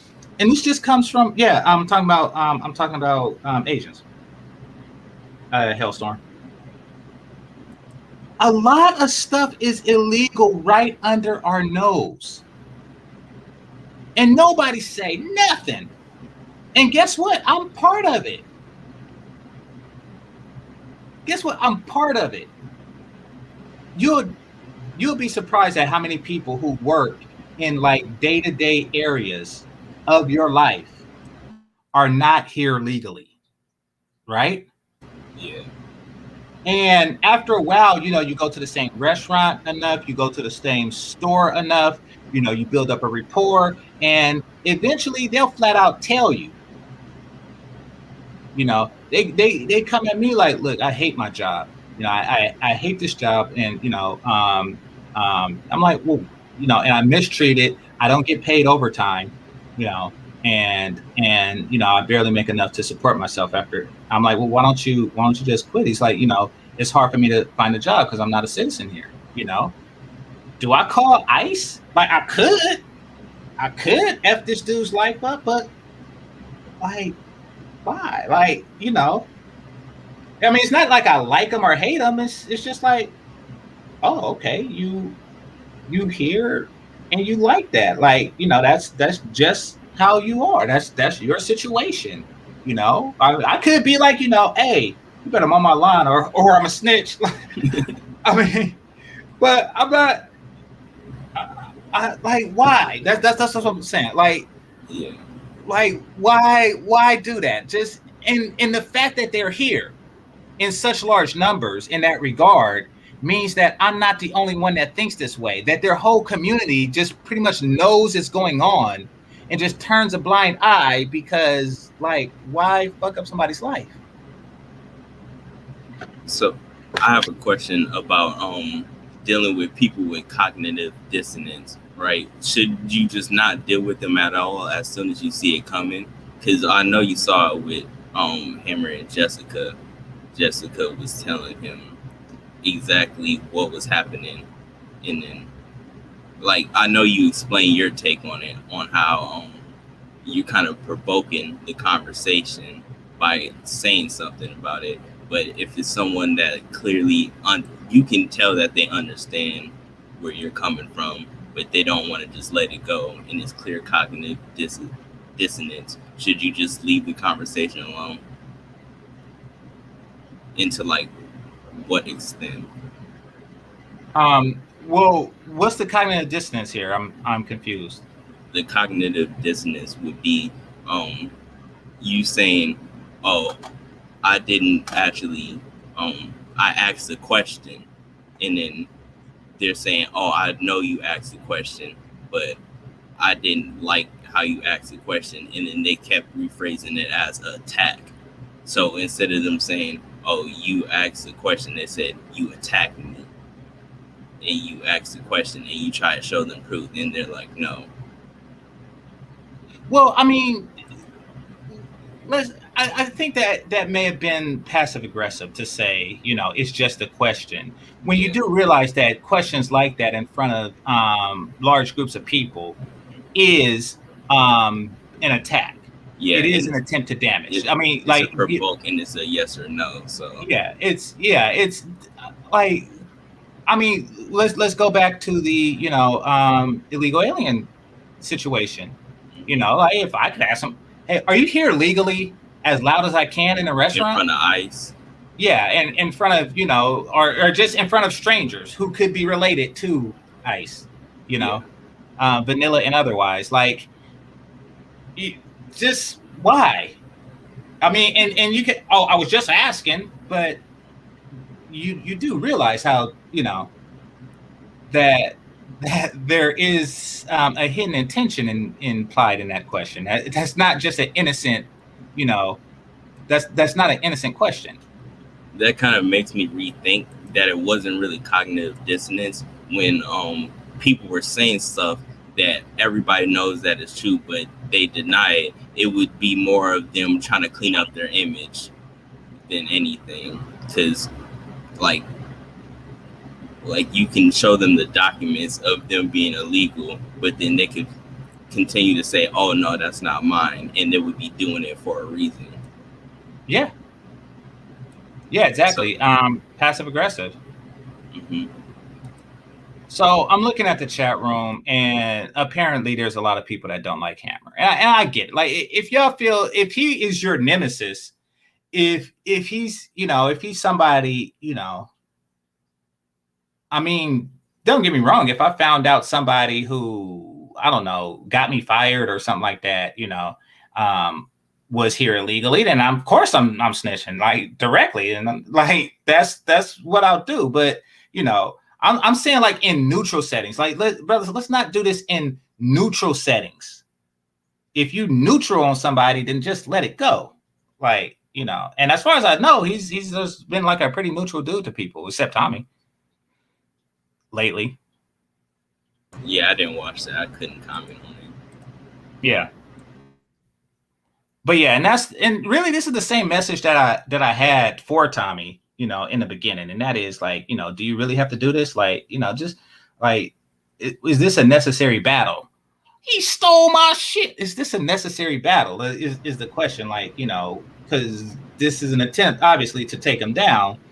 So, you know, what do you gain from taking him down is the question. Like, well, the overall, the gain would be attention, and by proxy of that, money. So sure. I don't really think he really cares about him stealing the stuff. He just wants the money, to be real. Yeah, and that became apparent. And notice what I did, you know. And then the response to that would be, okay, we all know this is for money. Stop talking about it. Exactly. Not get what he wants. Exactly. So I did just like I did all the other time, because Tommy had my name in his mouth after that, you know, until the basketball player did. What's his name? Kwame. Kwame came. I don't watch basketball, but until Kwame came up, I was on his, I was all kind of F words and stuff like that.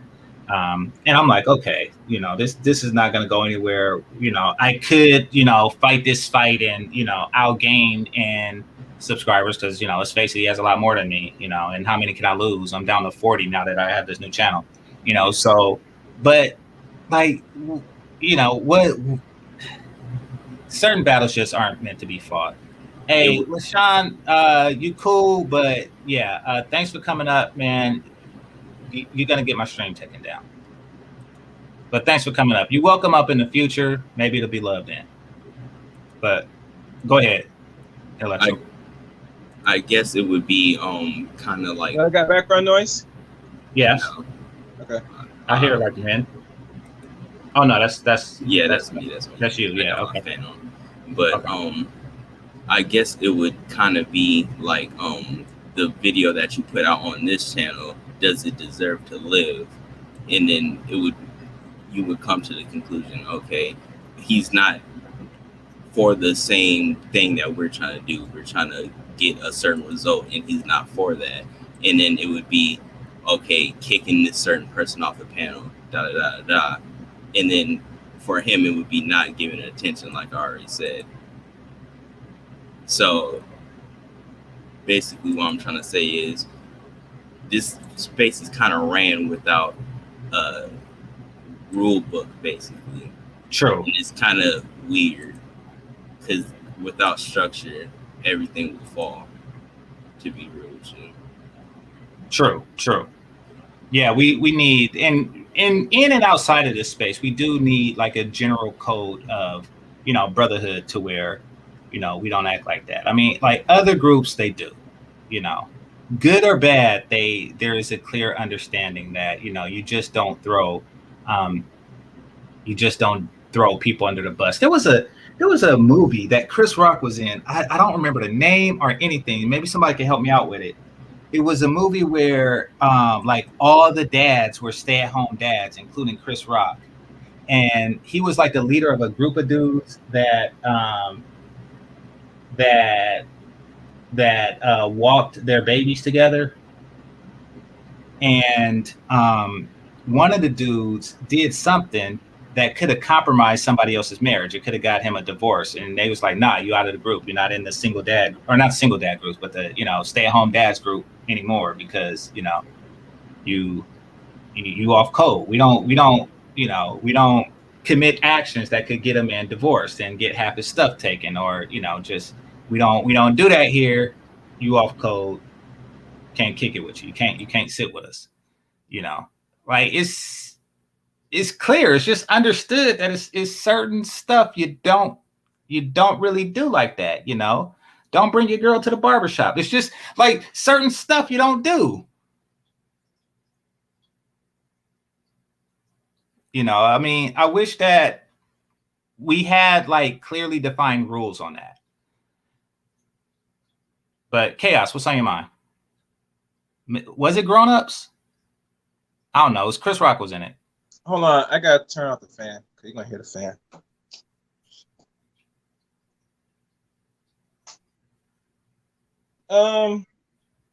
So this is about friendship or something. The stream. I was listening in and back and out, and you were talking about friends and what to watch for. But I think a lot of people ignore that. As you know, Game Changer, people don't really watch the signs at the end of the day. So it is what it is. So like I said, when people get got and they're taken advantage of, it's a learning experience, and learning is your best teacher at the end of the day. So do you feel the need to teach someone like a lesson? Like if you see somebody breaking a rule that doesn't necessarily affect you, directly, or something that you probably don't even think is wrong or immoral, or, something that you're actually completely neutral on, like, do you ignore it and, continue with your bit? Okay. For example, if I see somebody without a mask on, do do you just say, "Hey, this person doesn't have a mask on"? Because me, I'm neutral about that. Some people had their shots already and stuff, so it's like you can just walk around and not care, like not my fight. Or do you just tell the employees at a store to have them kicked out? Oh, I mean like a snitch, right? In a way. Yeah, snitch to me implies that the person has something to gain from the matter. Okay. This is more like a tattletale, or I don't know how what to call it, but just an opportunist, but an opportunist to cause havoc in someone's life, unnecessarily. Yeah, that's what I can't. I can't Well, I would understand say that, Game man. Changer, to be fair and honest, is a call on the individual. I don't think I would. It takes a lot for me to really have to step in, to be fair and honest. I'm not just going to step in on small things. It has to be something serious to really keep that to look at as consideration. Yeah. But like I said, it's something like my news, like say, for example, the mask issue or something small. I just just be about my business. Exactly. And that's an admirable trait. I remember the first dude that I came across, or one of my earliest memories of this in action. I was a kid, and like most young boys my age, I had problems keeping my sock drawer organized and stuff, right? Mhm. So, as a result, if I'm in a hurry, my socks would be mismatched sometimes. Keep in mind, I was a kid. Fashion, girls, none of that stuff really mattered. So who cares, right? And but my father, trying to instill discipline in me, to keep my sock drawer organized and stuff, said in front of my uncle, that I would get a whooping if he caught me doing that again. And then a little bit later, this is my uncle by marriage. And then a little bit later, and I don't know, because when you're a kid and you don't know your months, weeks, and years and stuff like that, it's hard to keep track of stuff like that, how long it's been. But I was still a kid, and I still did the same thing. And I was alone in the car with my uncle, and he seen it, and it's like he could have told my dad. And my dad, as a man, you can't, you as a father, you can't just have a reputation of a person that don't follow through with your promises. Like I know my father well enough to know that he wouldn't have wanted to do something like that, over something so petty, but he would have felt obligated because he told me he would. So I get that it would have been this whole thing, but my uncle said, don't do that. Be careful because, you heard what your dad said, and, stop mismatching your socks. So stuff like that. It's like, like my uncle, he was cool for that. He was like, like, hey, what do I have to gain from snitching on a kid and getting them a whooping? Like, why you do stuff like that? Like, But Hamner, what's on your mind? Yeah, no, man, just respond to that, bro. That, yeah, I don't understand that, man. Like that kind of stuff is not in me, and grimy stuff, like that happened to me before. And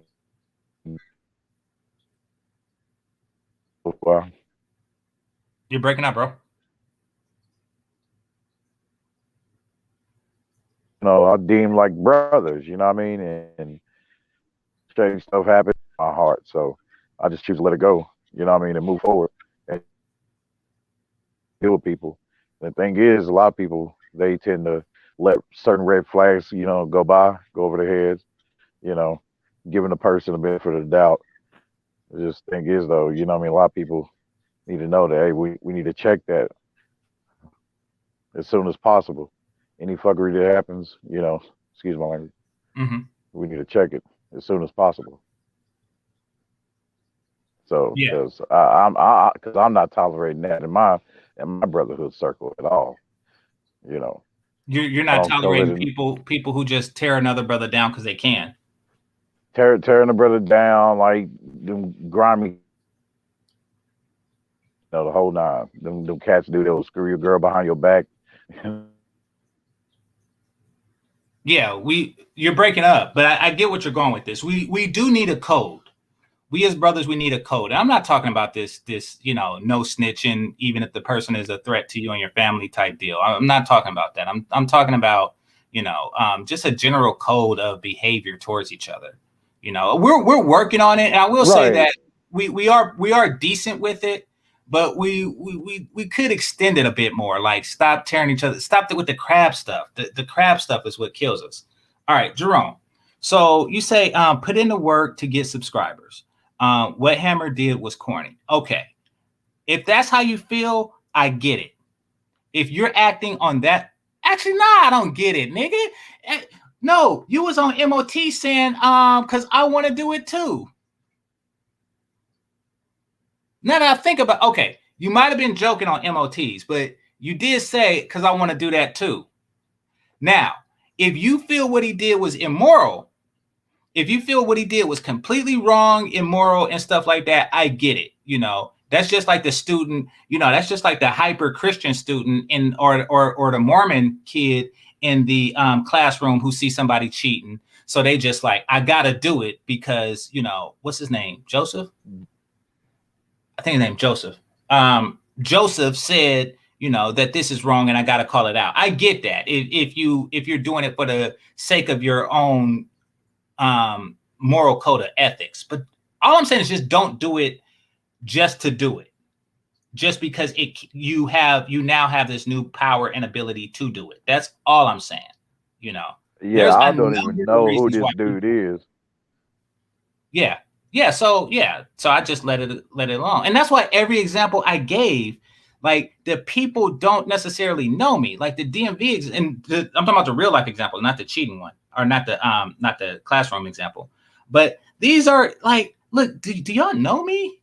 Like like maybe the BART agent had like a code of ethics, and maybe the DMV guy did too. But it's like, if you're completely neutral on it, don't do it just because you I want to don't see. even know what this dude did though, but I'm kind of getting it though. You know what I mean? Because yeah. Well, he's accused of buying viewers.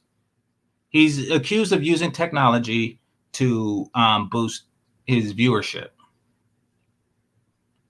That's cheap as hell. What the hell? Yeah, but the part that we're talking about is the crab in the barrel mentality of us just jumping on him for what happened.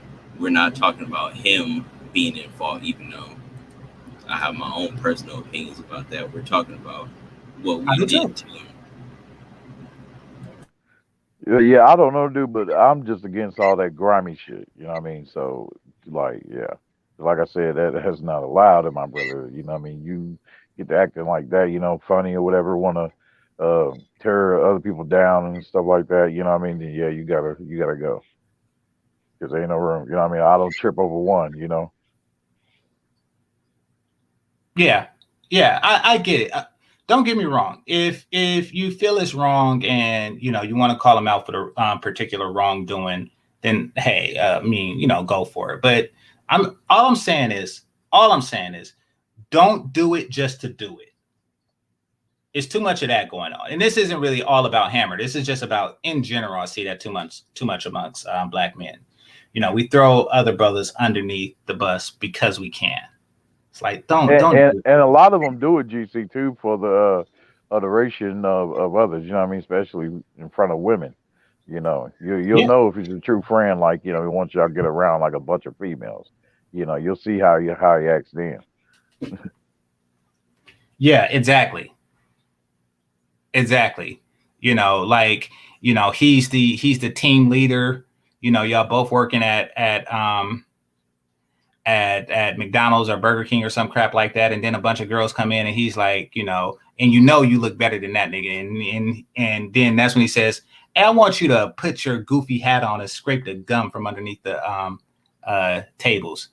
Yeah, some condescending when I talk to these chicks, like, come on now, like, yeah. That's a different category, because you're not doing it just to do it. There's a sexual motivation behind it, but it's still a code violation. That's still you're still off code in that regard, because they don't look. They also don't look at, and in the long run too, that hey, that hurt you, you know what I mean? Because you could have had a good brother, you know what I mean, that could have blessed you, you know what I mean, with a favor or two, you know what I mean, that you may have needed, you know. And you messed that up now because over a damn bit. Yeah, exactly. I mean, we do have to practice brotherhood more often, and that's all I've been doing for a while here. I mean, I see why. I see why, because I don't, but there are people who make money here. Yeah, So I'm sensing thirstiness. Well, there's sex involved too, I'm sure, but really, I think that there are people who make money off their channels, and I'm not talking. Of course, I appreciate your donations, but I'm talking about people that make money, like people with no day jobs. Like it's their livelihood. Yeah, exactly. And I also get that there are some content creators who are just one viral video away from being one of those people. I also get that too. And that's causing like this hyper competitive thing, that we have going on here. Hey, King David fucked up one time. My bad. He messed up one time. King David, when he sent dude off to war, basically knew he was going to get killed so he can get his wife. I forget the story, but I forget the details of the story. Oh no, I do remember. Yeah. I do remember. But didn't he want his daughter, not his wife? No, it was his daughter. I mean, his wife. Okay. I'm pretty sure. Yeah, it was his wife. Okay. Yeah. So yeah, I mean, but yeah, stuff like that. Like, I mean, there's just, to me, it's like, all right. I mean, the only reason why I'm bringing it up is because I don't think that the people who were coming at him, more or less, and you admit it, Ghetto Intellectual, were doing it because they felt that it was particularly egregious. They just did it because it was a bandwagon effect.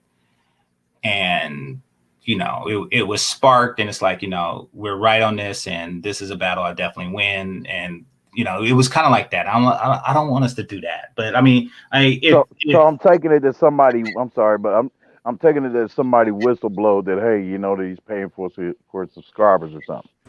It really wasn't a whistleblow, but someone decided to acknowledge it because what was happening on his page, he got hacked, and then a whole bunch of videos started popping up, and then that's what sparked it all. Because well, I'm not gonna say who exactly said it first, but I will say I said it third.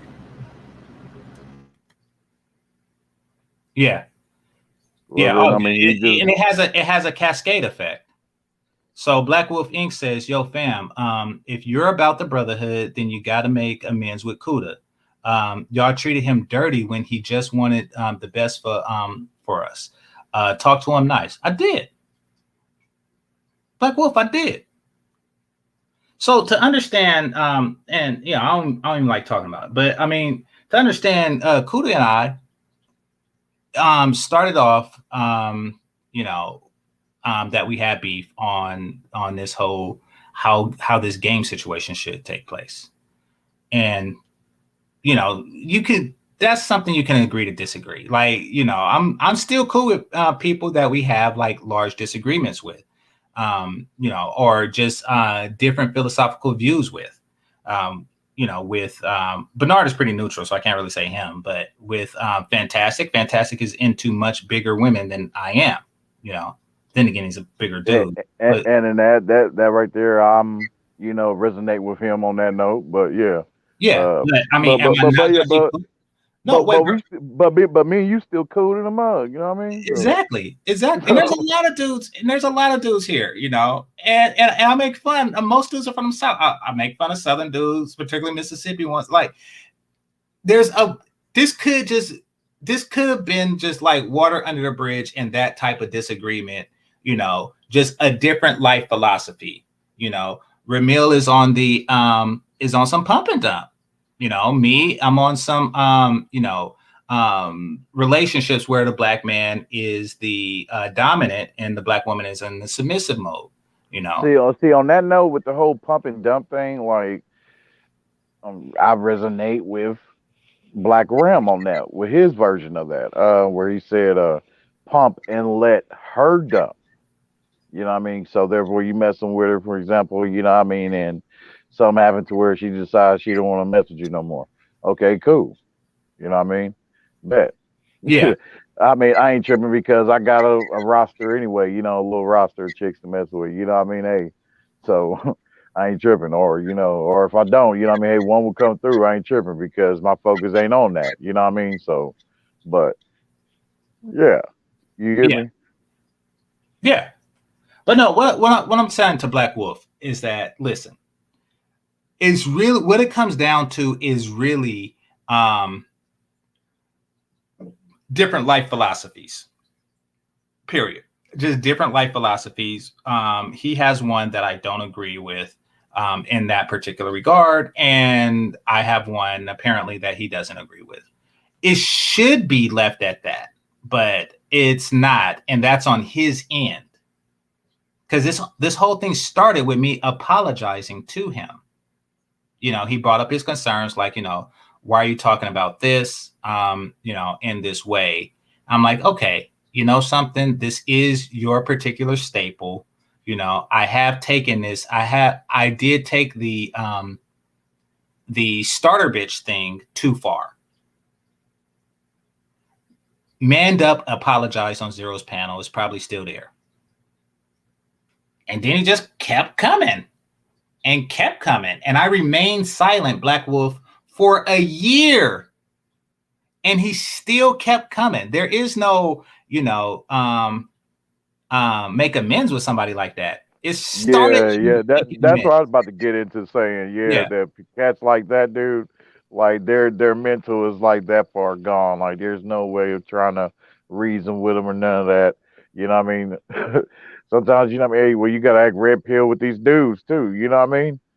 So, because otherwise, you know what I mean, they're gonna try to run all over you and all that shit, man. So yeah, like those kind of mentalities, yeah, it's best to just stay away from.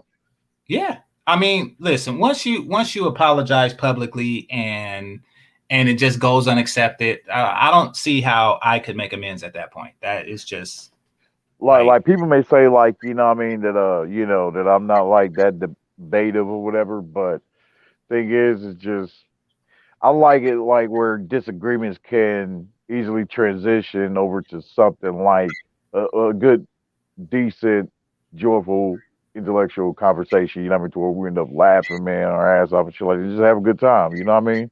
mm-hmm. So and let it be like, you know, say like if we have like a decent long conversation or whatever, to, you know, like so, for instance, like Joe Rogan panels. You know what I mean? How or his podcast. How he be like with his guests, you know, they be like from an hour to 3 hours long, and they can like have like multiple disagreements, but each time they'll easily transition over to something else. You know what I mean? That is a more agreeable topic.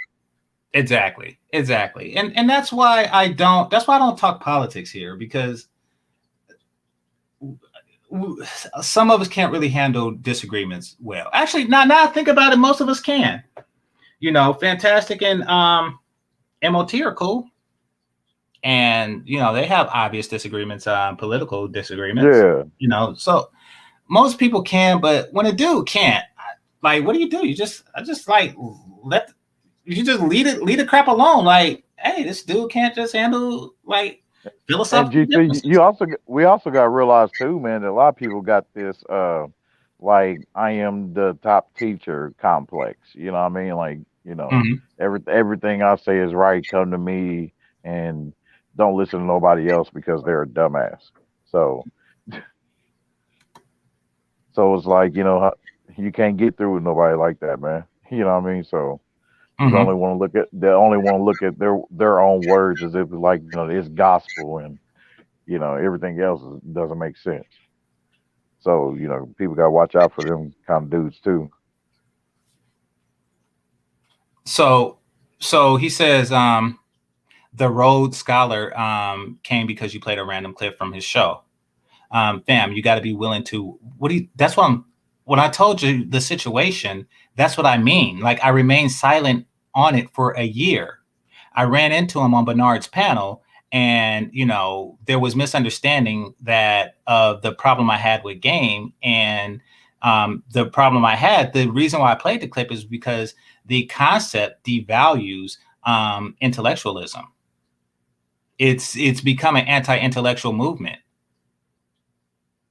And that clip was to prove that. Now, because of the way it handled, because of the way the direction that the conversation went into that I didn't want it to go into, it turned into something strange, and he kind of embarrassed himself, but I didn't ask him to do that. Like, Fantastic said, what do you know what a Rhodes Scholar is? And he said, a Rhodes Scholar is, and he didn't answer that question correctly.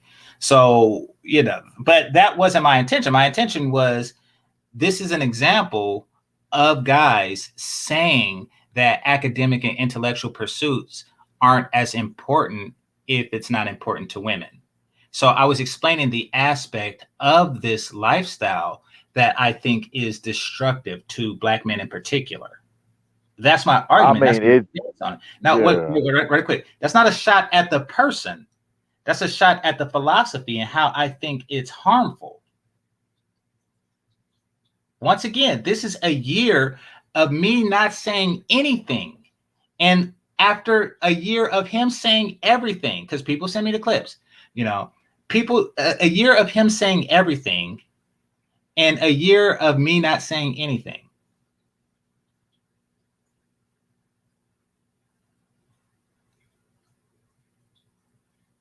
So don't put me in that. But no matter what said, at the end of the day, I attempted to make amends and he did not. So, these messages are better sent to him. Hey, you can't say no better than that right there. You know what I mean? So, because you got to move forward, man. Because, and that's the thing too. Like, just grimy behavior, period, man. Is very destructive. It's a big ass thorn, in the side of the Black community here in America. And the best thing to do is just, leave this people alone, man, and realize that, hey, there's a billion to one, So a lot of people get tripped up on one person, whether it be a chick in a relationship or dude or whatever. Mm-hmm. Best thing to do is just dismiss them. Okay, I don't need that evil ass shit in my life, but yeah, so I'll move on to something better. Focus on things of greatness. Right. Oh God. Listen, this Black Wolf, there's obvious bias in what you're saying. Okay. Fantastic bullied him. Well, whatever happened in that regard, it wasn't me. It says Game is not anti-intellectualism. Well, it doesn't champion intellectualism, now does it? And that clip was to highlight that point. To say the thing, yeah. With Fantastic though, man, people got to learn how to handle him, man. Huh? With Fantastic though, people got to learn how to deal with bro, man. Because if you ain't been around no loud niggas, then I don't know what to tell you. So, it's just something you just get used to. You're loud, in a little debate, but it's nothing evil behind it though. It's just my nigga's loud. Well, I don't know what he means by Fantastic bullied him. I don't really.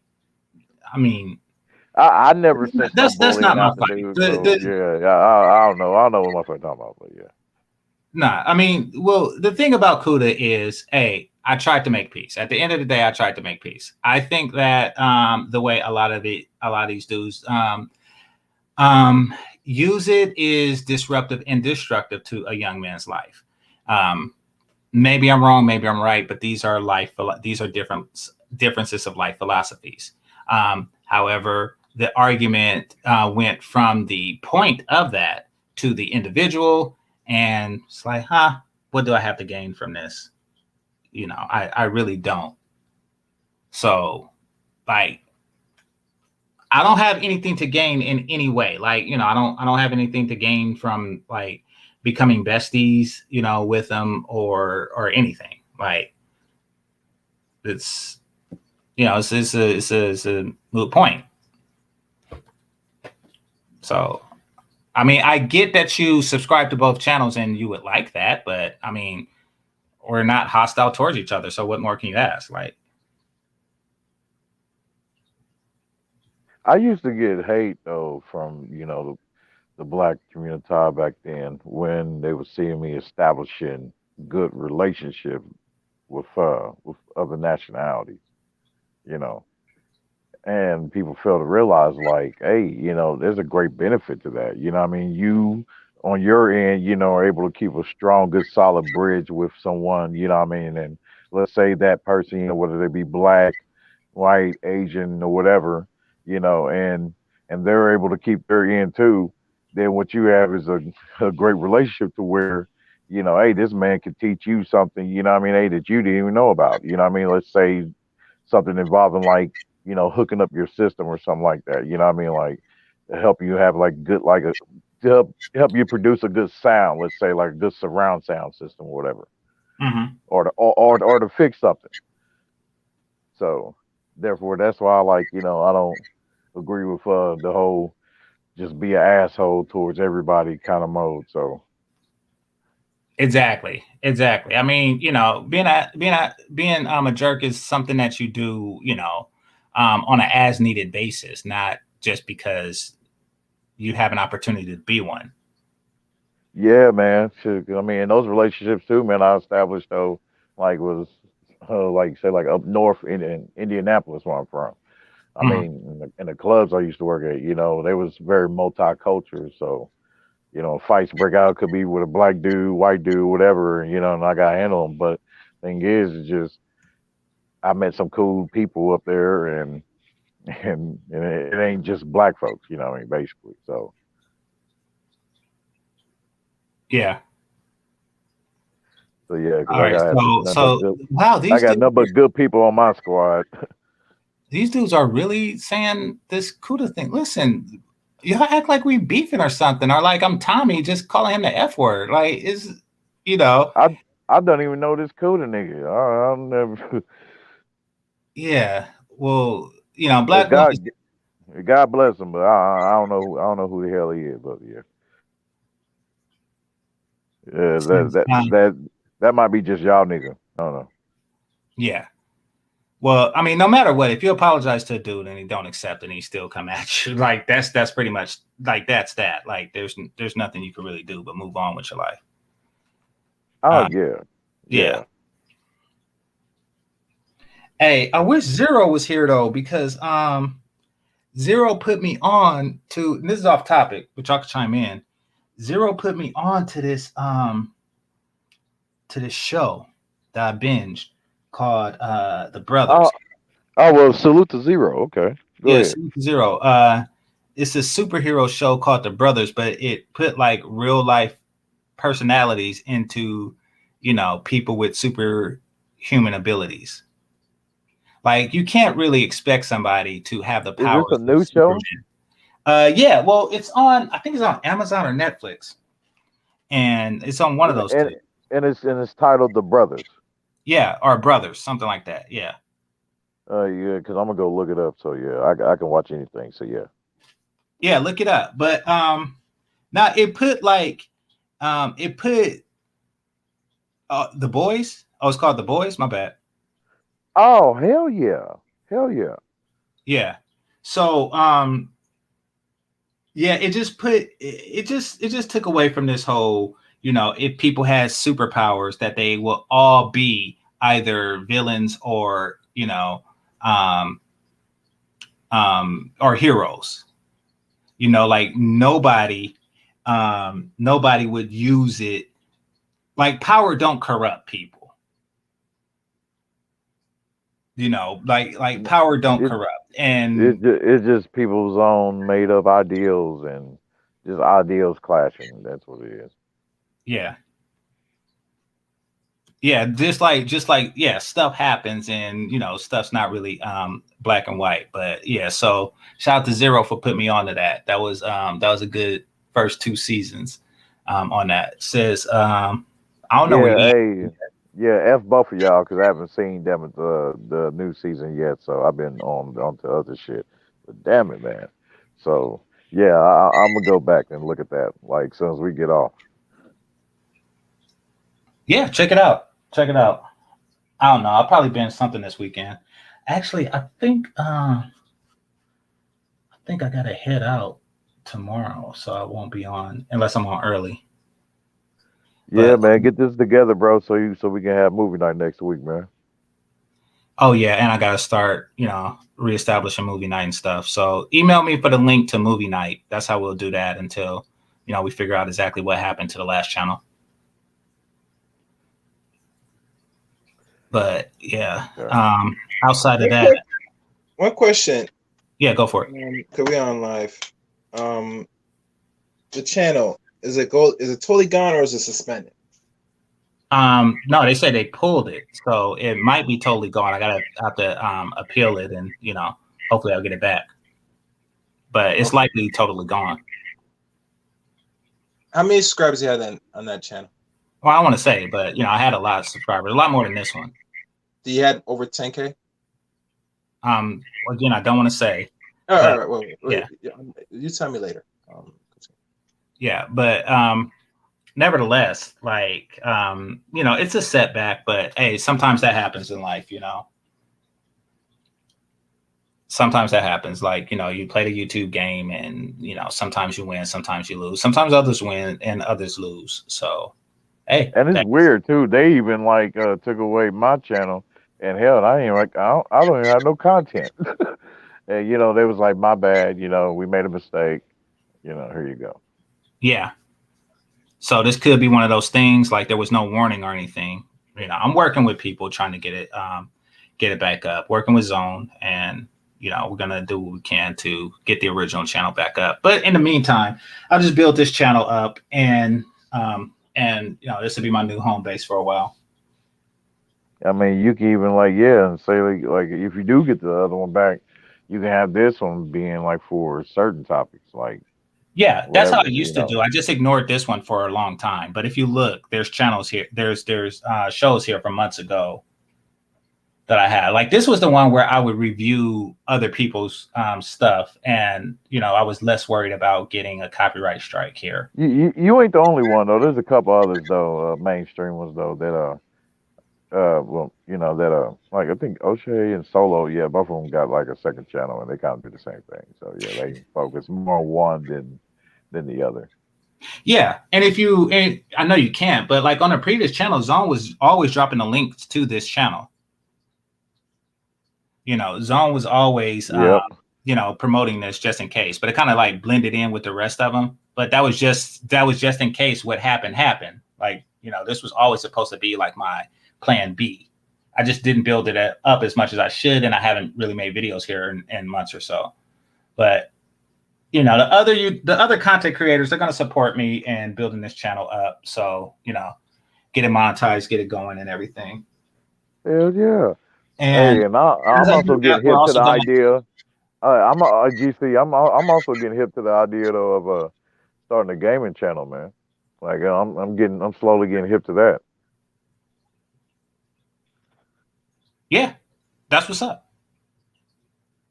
So, and I be seeing cats, they be making money on there though. So, and I guess it depends on the game too. So, yeah. Nah, that's what's up. I do watch every now and again like those channels where they review the games and stuff like that. Yeah, and MTR earlier, he was playing live the new Resident Evil Village. So yeah, that was pretty cool. So there's some I haven't played yet. But there's some channels where I'm seeing like 1,000 people watching, man. So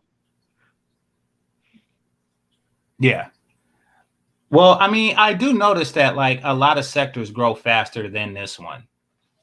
I mean, I was thinking about doing a black coding thing because there was this one female who has a lot of subscribers, and she's not even an engineer, so to speak. She had like 42,000 views on like an 8-minute video that I seen earlier today. Hold on. See what's her name. And a lot of the tutorials are in they're in English, but they have a heavy Indian accent. I know people get tired of that, or at least Americans get tired of that. So Yeah. Bukola. I didn't see it. I just seen the thumbnail, but I'm gonna click it and see if she has an accent. But yeah, there might be a market for like a black coding channel, and this was done like the end of May, and it already has like 50,000 views, which is more than I get on these, and I'll be on here for hours. Yeah, just having your own way, mixing it up. Yeah. It was a good course. And that's something I feel comfortable coming up for. I was able to install JavaScript. So, Oh, okay. oh, no, she's American. Her name just look African. Oh, she has 212,000 subscribers. So yeah, I noticed that other channels grow a lot faster than this. Or I don't know how long they've been at it, but like when I look at people like, y'all know, I had a crush on Jenny Babas, and she gets hundreds of thousands of views, and she just does these like 5-minute skits, and so does Clayton Thomas. Like I came here to deliver a message, not really to get a lot of views and stuff. But there are other places that I could do, possibly in addition to this, that will really grow these. And not just bring him up again, but for the last time, Joe Rogan, look at his, for instance, he got like, he can go on like a whole range of multiple different topics because of all the kinds of different people we have on there, from actors, actresses, everybody, the whole nine, comedians, Joey Diaz. Well, yeah, that's a specialty thing. You have to be like connected for that. I'm just saying, like outside of the whole black relationship sector. Well, yeah. Just you just got to find man like what works for you on that. That you can just come with a mixture of different stuff. To cover and different people you can interview. Mm-hmm. And I think, by taking a risk, branching out like that, going out of your norm is the way, where you can find out like, okay, what's going to give you the most views. You ain't going to know by just sitting on your ass and twiddling your thumbs and just going with the same stuff you've been covering. So just, hey, just taking that step forward and finding out yourself. True. But yeah, I've been I don't know. I'm not like really seriously thinking about starting a separate one. I'm just saying for you and your gaming channel that there's a lot of potential for growth. I'm sure there's a lot of competition. Oh yeah. Yeah, you best believe. Oh man, and speaking about that too, I was gonna mention this though in my first stream, but I'll go ahead and mention it now.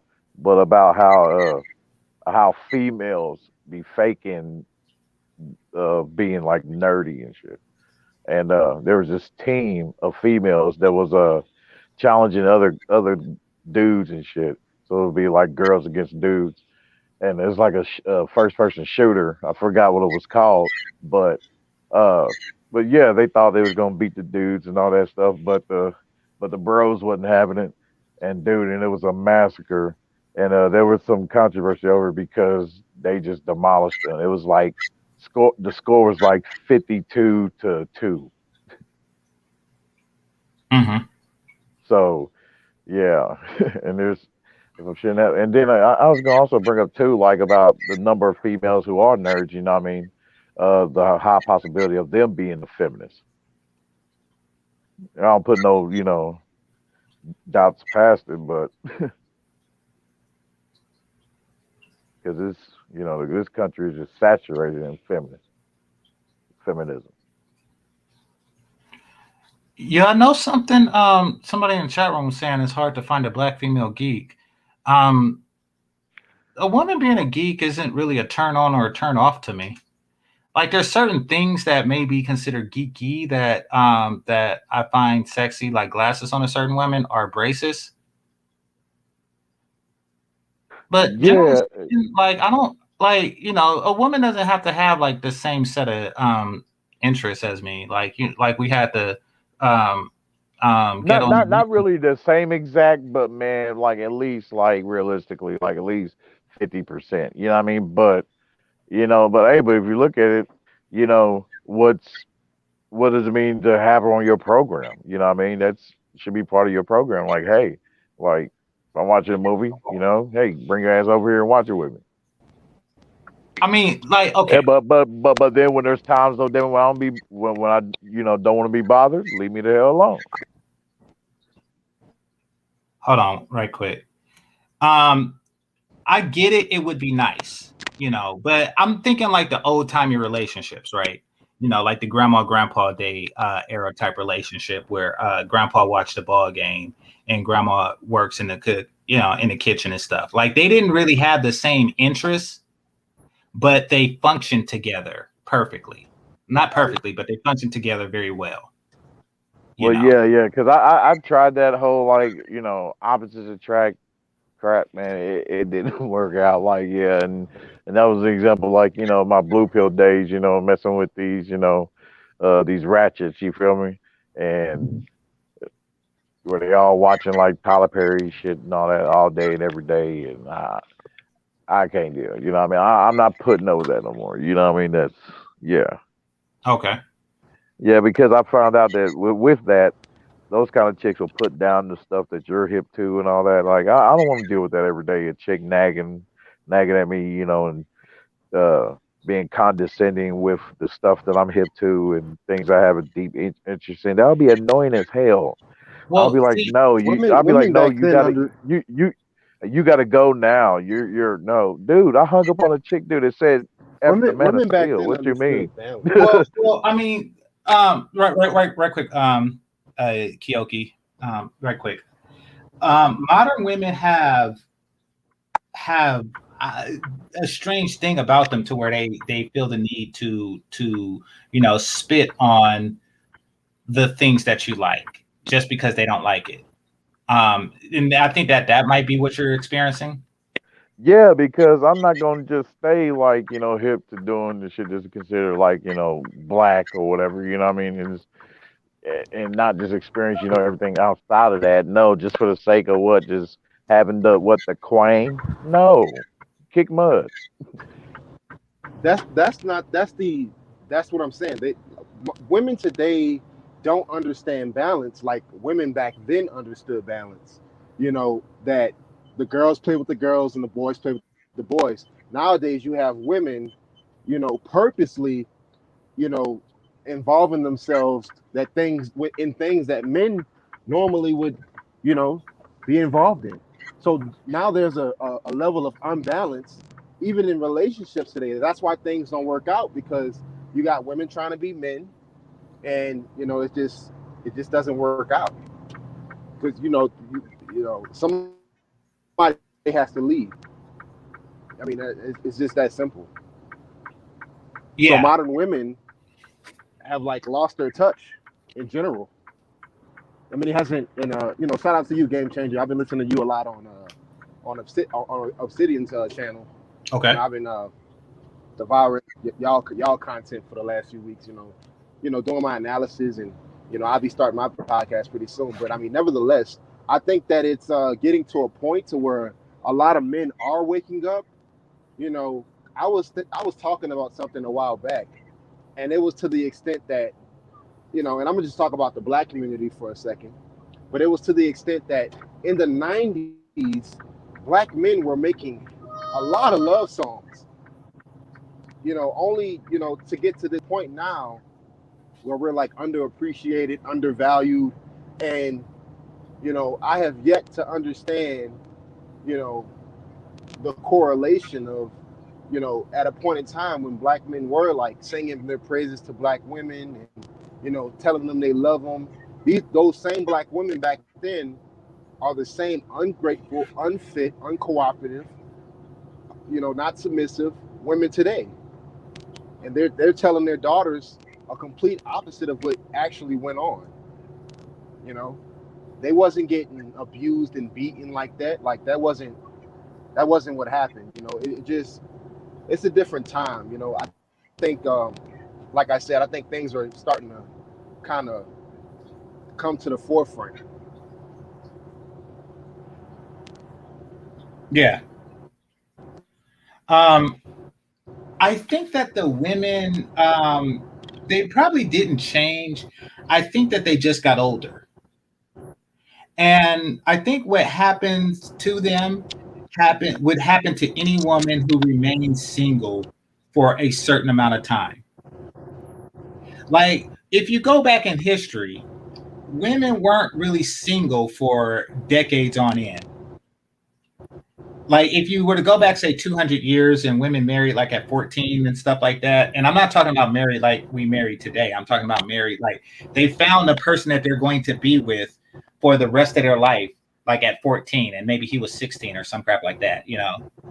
That seems to be closer to nature. And those women were emotionally stable, more or less. However, when you get a woman who has remained single for 30 adult years, Right. I think that that does do something psychologically to them, to where you would have had a regular, normal woman, well-adjusted and, you know, not as combative. You have somebody who's the extreme opposite, because she's I mean, in that time, in 30 years, she probably tried everything. You know, she probably tried everything. She's like, okay, maybe I gave it up too soon. Maybe I didn't give it up soon enough. Okay, I'll try to be the nice girl. I'll try to be the Keisha. I'll try this. I'll try. You know, she probably tried everything, and it. You know, now she's just spinning her heels, angry and confused, because the last 30 years was spent in trial and error. You know, so they are a little ornery, and they're projecting that off to the rest of the female members of society right now. But they're the same women, just different circumstances. Well, like you know, it's a fact. You know, I think that women are just.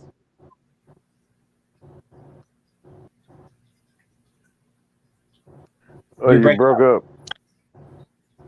Yeah, All right, so they're I'm making different decisions, and I just think that, like you said, it's a fact. You know, women are more single than they have been ever. You know, and it's.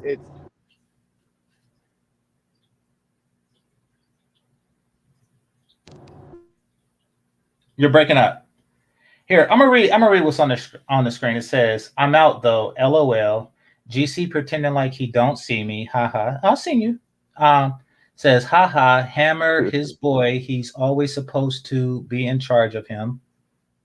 I didn't know that. But I downplay it too. It's all good. GC, tighten up. Shout out to Black Wolf. Okay. Very weird. Yeah. So y'all see what I'm talking about? Like, what do you do with that? Yeah. Like, what do you do with that? There's not much. Like, I don't really. Yeah. There's something in the food, GC. There's something in the food, man. Yeah. Well, no, I seen you when you came in. I'm looking at the chat room. I seen you when you came in, but we were already on a topic that I didn't interrupt because you arrived. You know, we were at that time we were talking about the television show The Boys.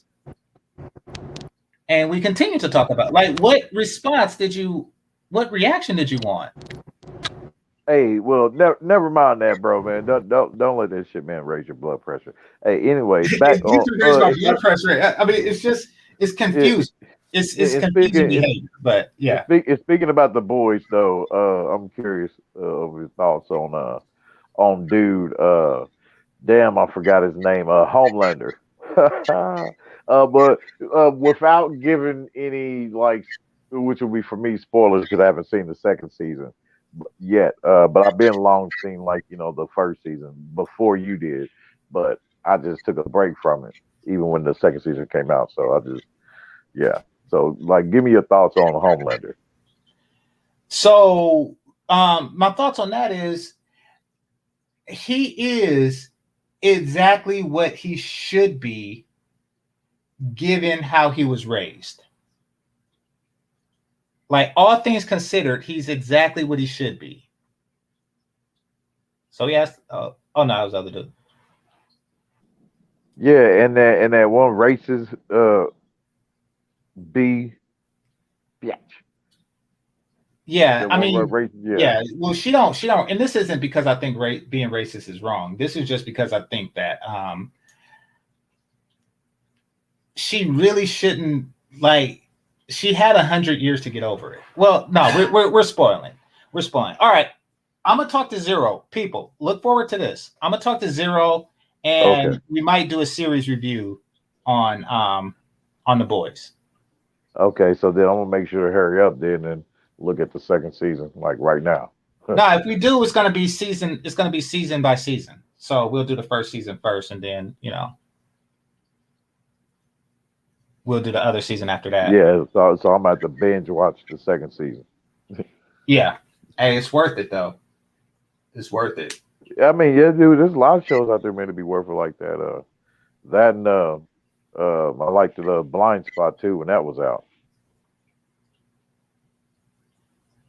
Blind Spot. What's that? I only watch. It's like a detective. It's like a detective kind of show with this chick who, in the beginning, she just she didn't have no memory of what happened. And as time progressed, or whatever, she started to realize like what happened, and yeah, it was conspiracies and all that shit involved. So yeah, but you have to see it, man, to get it. But it's pretty decent. Yeah. Yeah, they saying no spoilers in the room. Yeah, I'm not about spoiling things, but Zero and I will do a review. Now, the review will have spoilers in it. I mean, but anybody who's listened to my reviews know that that's just how I get down. So, like, watch the first season if you can, and that'll take care of that. And I'm gonna restart movie night. Don't trip. I just had to take Thursday off, but I'm gonna restart take yesterday off. But I'm gonna restart movie night, and everything will be right in the world again. All right, let's see. Yeah, including that shit. One of my shows just came back from being on this damn Corvette hiatus, and which I'm kind of like a little shitty because, all these other shows came back out, Black Clover and all that, and this just had to be one of the last ones, and so yeah, they're rolling with the episodes called Kingdom. And yeah, I'm putting that over like everything right now. So Kingdom, why that sound familiar? It's an anime depicting of like the Chinese wars back then, the dynasty era. The anime I fucks with was Castlevania, and oh, that's the what's the new Black Samurai name? Yakuza? Yasuke, something like that. Yeah. So I messes with that, but really Castlevania. Man, and cause I love it too when good story plots, you know what I mean, and action. Yeah, that's me. All right, so yeah, go ahead. They keep trying to pull the top. All right, so he's saying, "Oh yeah, he playing around now." No one is playing.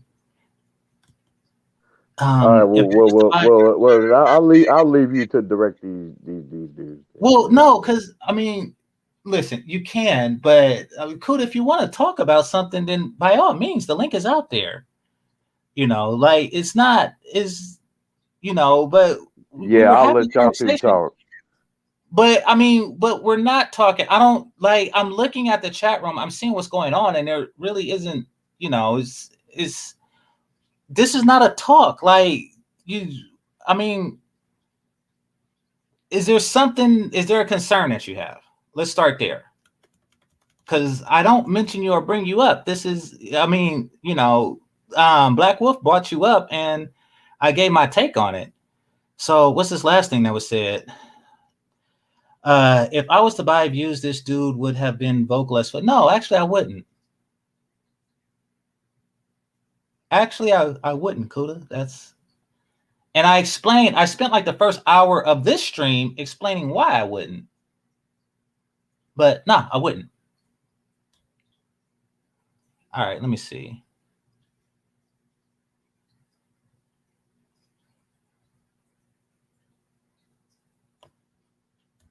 Ray is a man of culture. Which Ray? Yeah, me. Nigga, what? All right. Y'all on some strange right now. Let's see. I'll say it again. Who the hell would listen to Hammer longer than 10 minutes? Okay, so somebody really don't like Hammer.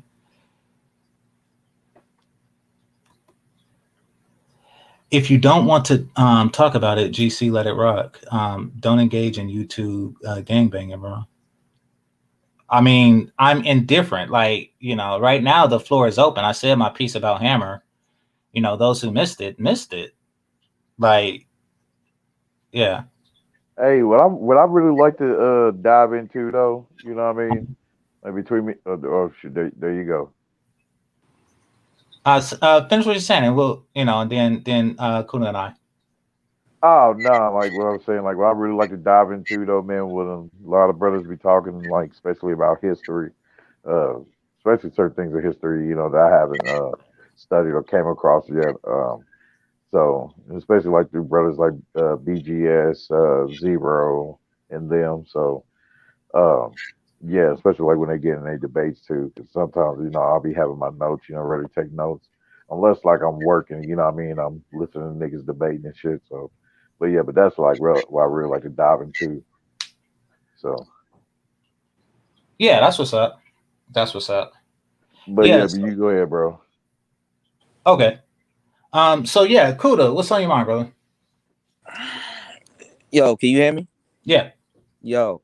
All right. So what's going on with Hammer and his channel? Cause I already been putting that out there that he been buying views, but I didn't expect him to mismanage it. So what's going on with this whole situation? That's exactly what's going on. So he was accused of purchasing views because his viewership is not matching the number of people in the chat room or the number of likes. So how is he accused when you know that's what he's doing? I mean, I say accused until I have evidence, but you know, you already know, man. Come on, dog. Okay, once again, I say accused until you know I have evidence or something. Come on, you know? geez. All right, see, I know this is not about to go. Hell, you about to start with the games. All right, so all right, so what is your thoughts on that? Well, I gave my thoughts earlier on it, and well, I mean, well, we're here right now. We can talk about it. And basically, it's something that I'm indifferent to. Now And you're indifferent to somebody buying views. I've always been indifferent to somebody buying. Are you serious right now? Yes, I am. Come on now.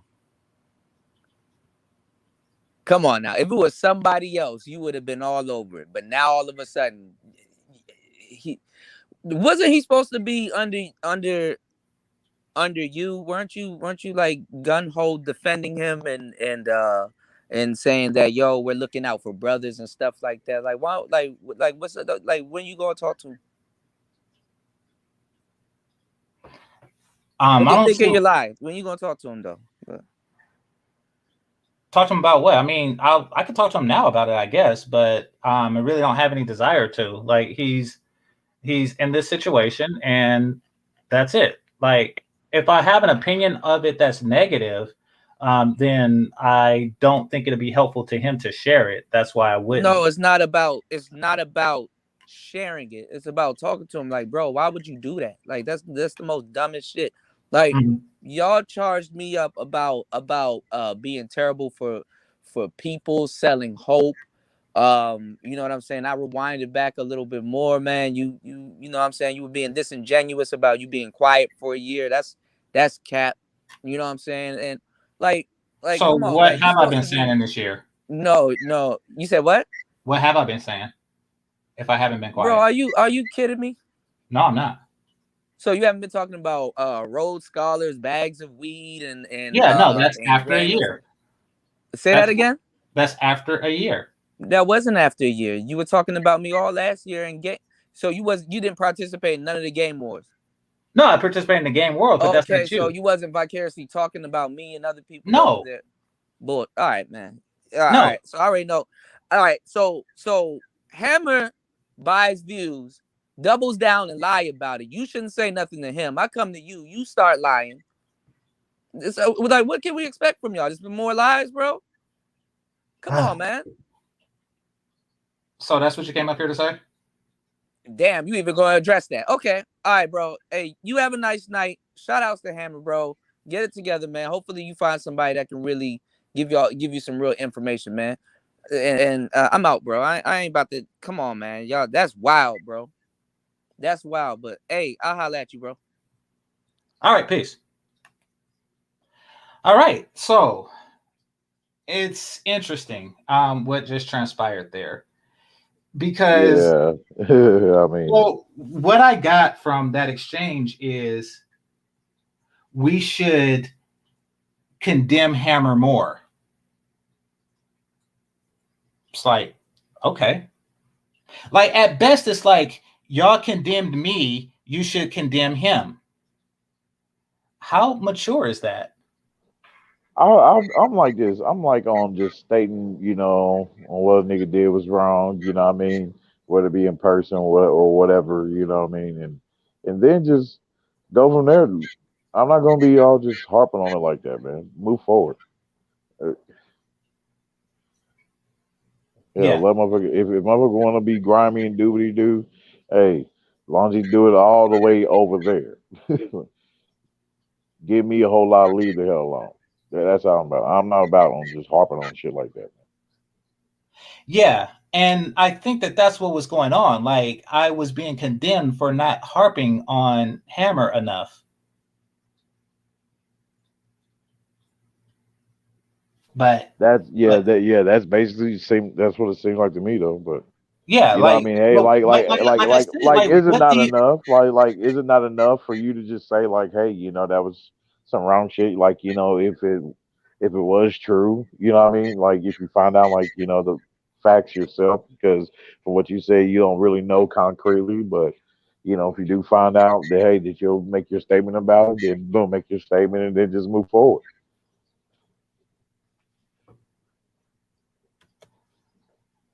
So Jerome said, me and Jessica said it on MOT's channel when Obsidian was on a few weeks ago. Yeah, I remember that. I was there. You said it, and I didn't really mention it then.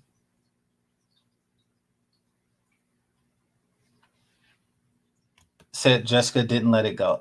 I don't see. That's the thing. I don't get why is it that brothers try so hard to get other brothers to shit on somebody just because they have the opportunity to do so? It's weird. Like, is that also like within the spirit of journalists? Like, is that the same thing within journalists? Well, elaborate. Give an example. Like, what do you mean journalism? Like, I mean, like, like people like, to chase stories and stuff like that. You know what I mean? Just so they can, produce like newscasters and all that.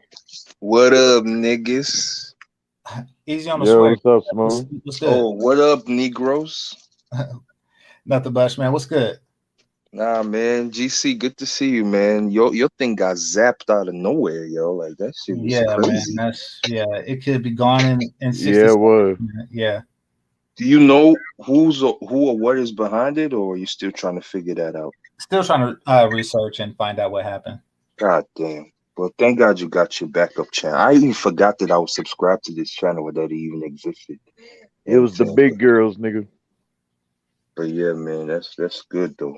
But yo, man, I mean, I don't know if he's your boy like that, GC, man. But yeah, man, dude got exposed like a motherfucker. And the worst thing is that he did it himself. You understand me? Because like I said, there was a point where he was trying to show something, and he went to his desktop and it was like right there. Not only did he have the desktop thing open, he had the whole command prompt thing open, and we kind of figured out that it seemed like he was kind of trolling himself. So like all those trolls that were in his chat and stuff, he was the one doing that shit. You understand me? So it's like this whole thing seemed to be it seems like he set that whole shit up by himself. The fact that, oh yeah, I got hacked and shit, probably because people was already talking about the fact that his participation activity does not really match the number of viewers. Mhm. You know what I mean? So it's like, and you even saw the folder right there. It clearly said it said YouTube Live Bot, and it was a folder. You know what I'm saying? So, Well, whatever. I didn't see it, but I think somebody sent me a screenshot of it. Somebody Yes, sent me because it something. happened after you left. Because at the end, he kind of diverted the conversation to, oh yeah, what about Jessica? Jessica this, Jessica you bitch, come up, da da da da da da. You know what I'm saying? And then she finally came up and all that, and was saying that, yo, why you coming at me? I didn't say anything different than anybody else. So why you singling me out? Yada yada yada. You know what I'm saying? And I think before she came up with something, he went to his desktop or whatever. He was trying to show something, and I guess he forgot to hide, those items on his desktop, and you clearly could see it, and it was open for people to take screenshots of it, and I'm sure that's what you received. So it's sad. It's really sad. You know what I mean? So, what do you think the proper response to something like that? Provided that you're like neutral on Hammer or something like that. I mean, just let it be. You know what I'm saying? Like Exactly. Like who cares? Focus. You a content creator. Focus on your own shit. You know what I'm saying? You just do what you've been doing before this shit happened. Right. And knowing the Manosphere shit, man, motherfuckers can take a serious L, like be exposed on some nefarious shit, and then a couple months later they come right back to the space, and motherfuckers gonna act like ain't shit happened. You know what I'm saying? We got a famous lady with the initials of KK back in this space. You know what I'm saying? Wrenched up on certain channels and shit. You know what I'm saying? Like, Yeah. with the logo next to a name and shit like that. And you're like, what the fuck? Yeah. You know what I'm saying? Mm-hmm. So it's like, bro, don't nobody give a damn. It's like, yeah, people gonna get over that shit. They're gonna get over it, and then it's gonna go back. Shit is just gonna go back to normal. Like, just ignore the fact that this motherfucker just lied to everybody. You know what I'm saying? It's weird in this fucking Manosphere space. But dude, like, I don't know why. I mean, Kuda is my boy and all that shit, man. But at the end, I didn't get that whole thing with you were Hammer is under your tutelage or some shit like that. I don't really know what the fuck that means. I don't either. Especially since I've been to his channel like 3 times in a year. Exactly. Like, I can't hear to that stuttering dude for that long, yo. I can't. So I mean, I've never even really seen y'all on panels together, so I don't really know where that relationship of you being some kind of mentor to him even exists. You understand me? But well, it might come, and can correct me if I'm wrong, because I'm older than him, and I was where he is, more or less, right now, because he majored in what I have my degree in.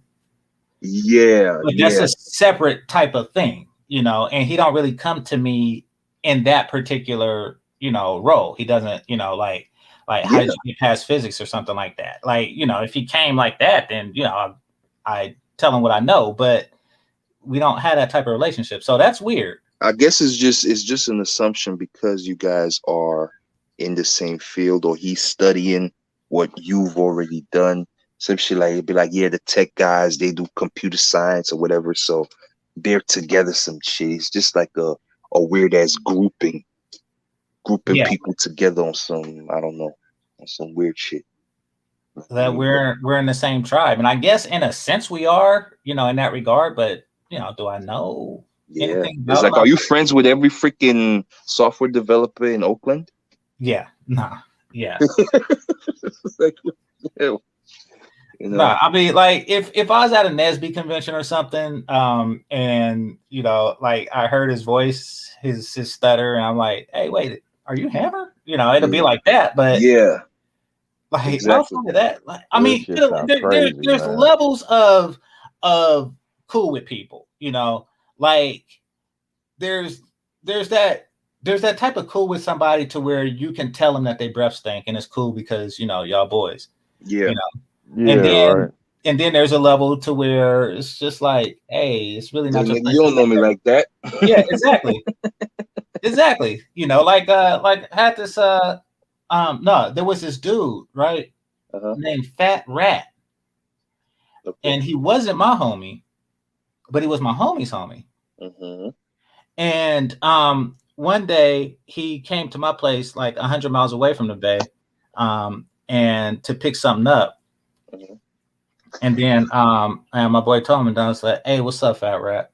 And then he said, hey, do we know each other? It's like, nah, you know. Mm-hmm. I mean, we met that one time, but I don't know you. He's like, yeah, only people that really know me will call me Fat Rat. You know, everybody else call me Fat. I'm like, all right, you know, like Yeah. I just heard him call you that. Like, hey, but Yeah. you know, if we're not cool like that, then you know, and we're not, you know, but for all I Yeah. know, your mama named you Fat Rat. So what the fuck? Like, but I mean, there's just different levels. Am I cool like that to where I just like hit him up and like, hey, this is what you should know? Nah, fuck that. Yeah. I mean, You know. it is what it is. But I mean, but if I were, then it would just be a private conversation. Yeah. Like it wouldn't be. I don't know what's expected. Like, I think that there was a certain level of anger. You was up on the panel too, right? Wait, who? On Hammer's thing, right? Who was? I was? Yeah. Yeah, I was on there, but I was on there to say what I said on this panel earlier. Okay. You know. Okay. Yeah, I kind of missed your bit, I think. No, I didn't say anything. Oh. Yeah, I didn't say anything because he was talking to somebody and he was really hung up on Jessica X. Exactly. So, you know, Deflection. I was just like, all right, you know, this. He was deflecting, and then he was having people getting blocked and all that shit. Like, my man was doing some serious damage. Oh control. damn! What he was coming at Jessica or something like that? Or Yeah, what? he was trying to she was all kind deflect. of bitches and stuff. Yeah, she was all kind of bitches and shit like that. Oh And my God! Why be all hung up on her like that? I mean, just give her a salute and just Deflection, keep bro. going, man. That's what it is. I don't get motherfuckers, boy. Deflection. If everybody's focused on you, and then you try to divert the attention to somebody else and away from you, so nobody talks or thinks I about. got too much shit going on, man, to be focused on motherfuckers like that, bro. Yeah, well, I can't understand people's mentality like that. I know, but then again, I don't know, if you get me. mm-hmm. Yeah, I mean. so I mean, Oh well. So like you were saying, Smooth, you know, people do have short memories when it comes to stuff like this. And after today, he knows not to do it, provided that that's what he's doing. So, you know, that's where he's at with that. At least don't be messy with that shit. You understand me? It's like to the point where people can see the bullshit. You know what I'm saying? Yeah. Yeah. It was a failed damage control mission. You know what I'm saying? That shit blew up. Because I think he Like, kind you of know, like if he had a problem with Jessica, like he could at least like broke it down or whatever category it was, you know what I mean, that's the thing, he don't have a appropriate problem, manner, right? you know what I mean? So without you could do it without disrespecting the motherfucker though. Like, okay, this is why I disagree with you on this note, you know what I mean? I want to make a response to this because I feel this way about it or that way. You know what I mean? Ray, that's the thing, but there's nothing there. It's just using a scapegoat that is more known in this space and stuff to again divert from yourself. Clickbait. There was nothing Jessica said in the chat that anybody else did not say. But he just picked her because he just wanted to again deflect. So None of them little tactics and shit, man. It's like motherfuckers already know, man. You're not going to change people's minds now, and especially with that screenshot. And I know a couple motherfuckers done taking a screenshot with all that shit on your desktop. That shit is not going to go away unless you lay low for a bit and then come back again, and hopefully you don't try that shit again. You know what I'm saying? But who cares? I mean, I don't really think we over here really listen to Hammer stuff anyway, because I thought it was like a more of a Gen Z.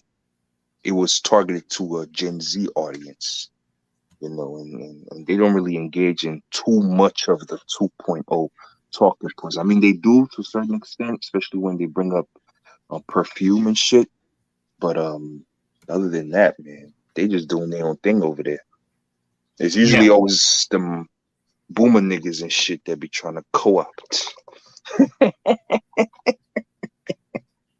know what I'm saying? The boomers.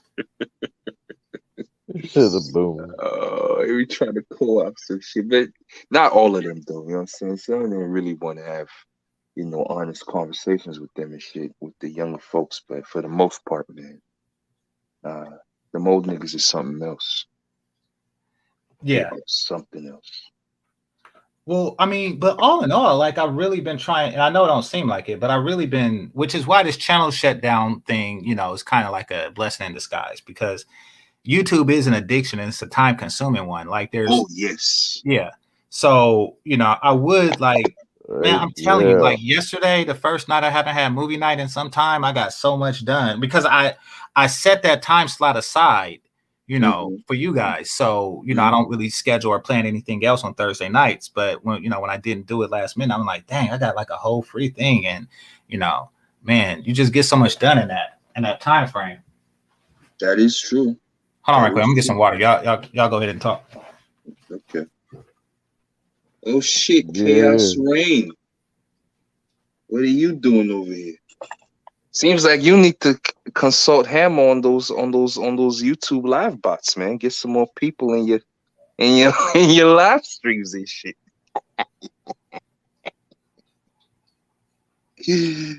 Oh shit! Last time I checked, Chaos, you had 2 people in the chat. Oh, Chaos Rain not there? Guess not. Oh, he must do. Yes, I'm here. I'm doing something. There you go. I was saying, man, you might need some bots. All right, I'm back. Yeah.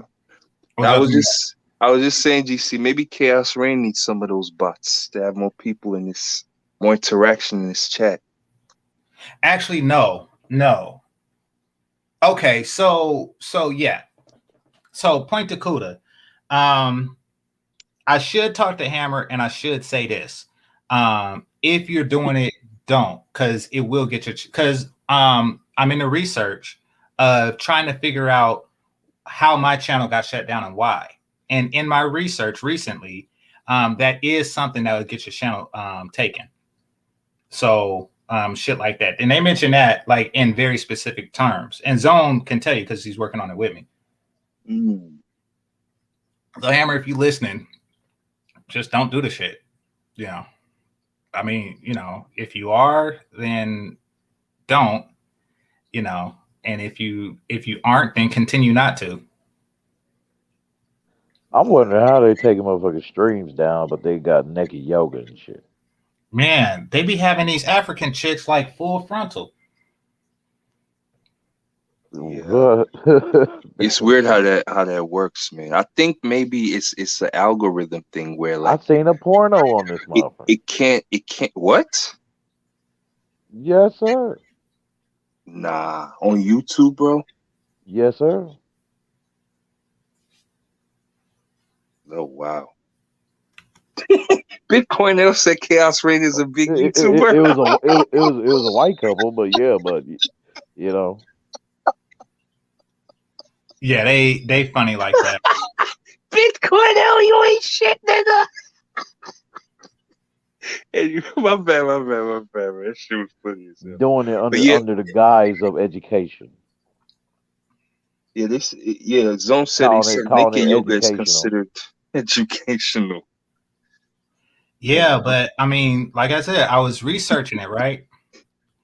And if you group it together with a bunch of naked yoga things and you label that playlist something perverse, like, skinny white MILFs or something like that, then they will, get you a community guidelines thing, even though it's just a collection of videos that, that YouTube allow, because you collected it together and put that label on it. They'll get you. It's all kind of stuff. I'm trying to figure out like what I did wrong. That way, so I can, hit them right with the. Yeah, GC, that about that what you did wrong. I don't know where somebody. I don't know whose chat it was, but somebody had said something about something that happened in your comment section for one of your videos that somebody had said, or that the comment had said something about they would try to get your channel flagged down because you're preaching.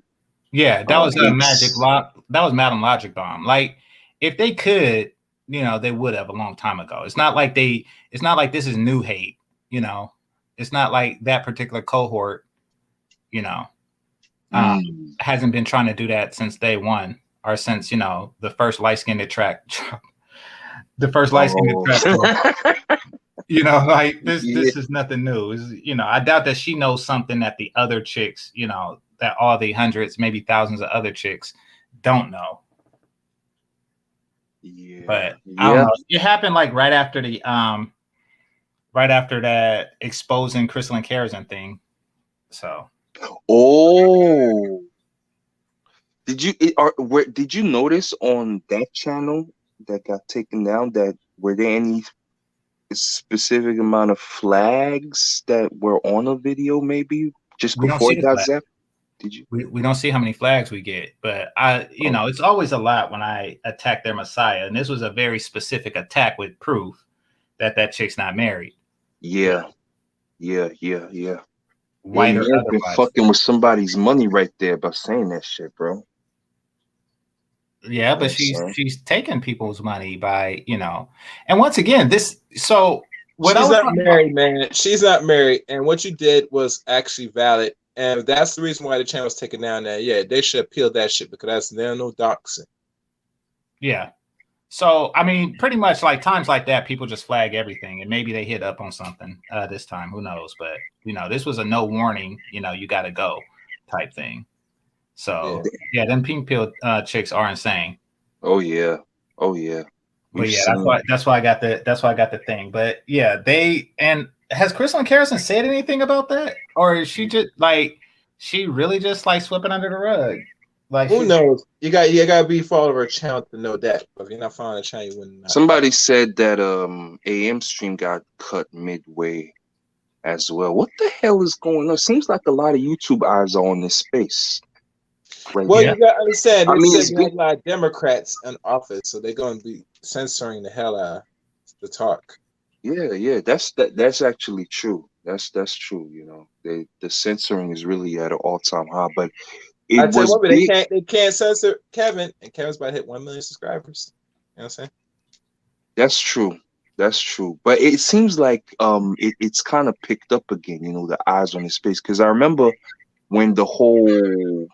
Once the election was over and all that stuff, like the censoring was heavy. Like you had freaking YouTube bots in the freaking chat and stuff, like deleting people's comments and all that shit in the chat. Well, it depends. What are you saying? Because you can't use certain colorful letters. You can't. Colorful letters. Yes. Oh, okay. Yeah, no. I'm saying even when you say something normal, like that shit would just get snapped off. Like you couldn't. I'll be honest with you right now. Since this is what they call next week is Gay Pride Day or month or week, or wherever you call it. I think this is the month, actually. I think this is the month. We're already in June. Yeah. I think last month was Spanish Heritage, or no, Women's Heritage. Wait, May. So February is Black, March is woman. Yeah, I think last month was Hispanic, and this is G. Damn, I cut out. I cut out accidentally. But I you know, missed what y'all it's talking funny. about. Since we talking about gays, have you noticed a few content creators be mentioned about somebody is gay and all that stuff? They have not get, and they have not gotten a strike. G-Hay. Well, I'm not them, so we say G-Hay here. But they have not gotten one strike yet. I find that odd. Yeah, so who knows how the algorithm is working? But from what I was reading, they're attacking these false flaggers. Like, you know, if you keep falsely flagging people, they'll take you down. So I've been reading like their guidelines and policies lately, you know, for obvious reasons. It's messed up how they can get our channel shut down, but damn it, but you can't get that shit shut down. It got to be some extreme or something like that, like what went on with that one chick robbing people out of her money. I'm working on it, you know. I'm working on it. It's funny because like I just got that fish thing perfected. Not perfected, but you know, as good as it's gonna get. And you know. So anyway, you can bring it over to this channel. But I don't have because it starts off with the, you know, the regular donors. Mm-hmm. And I don't have but you don't have them over here. Yeah, exactly. Yeah, but I mean, GC. But once it raises to that level, I can, you know. Yeah. I mean, I think you could get that shit back up and running quickly, actually. Yeah. In case you don't get your old channel back. I hope so too, though. As long as you just be consistent like you were with the other channel. I mean, as soon as you pop up on people's notifications and feeds again, everybody's going to come, because most folks in the Black Manosphere space already know what happened. That your channel is gone. So if they start seeing you posting shit again more regularly, it's your subscriber count's going to go back up. And you know what I'm saying? If you start doing the movie nights again, if you decide to do that again, you know what I'm saying? Yeah. You know, all that shit's going to go back up. And maybe this time around, you could start putting some videos on private or some shit. Or well, I was putting some videos on private. Basically, if YouTube made it yellow, yellow means that, you know, it's only partly monetized for advertisements.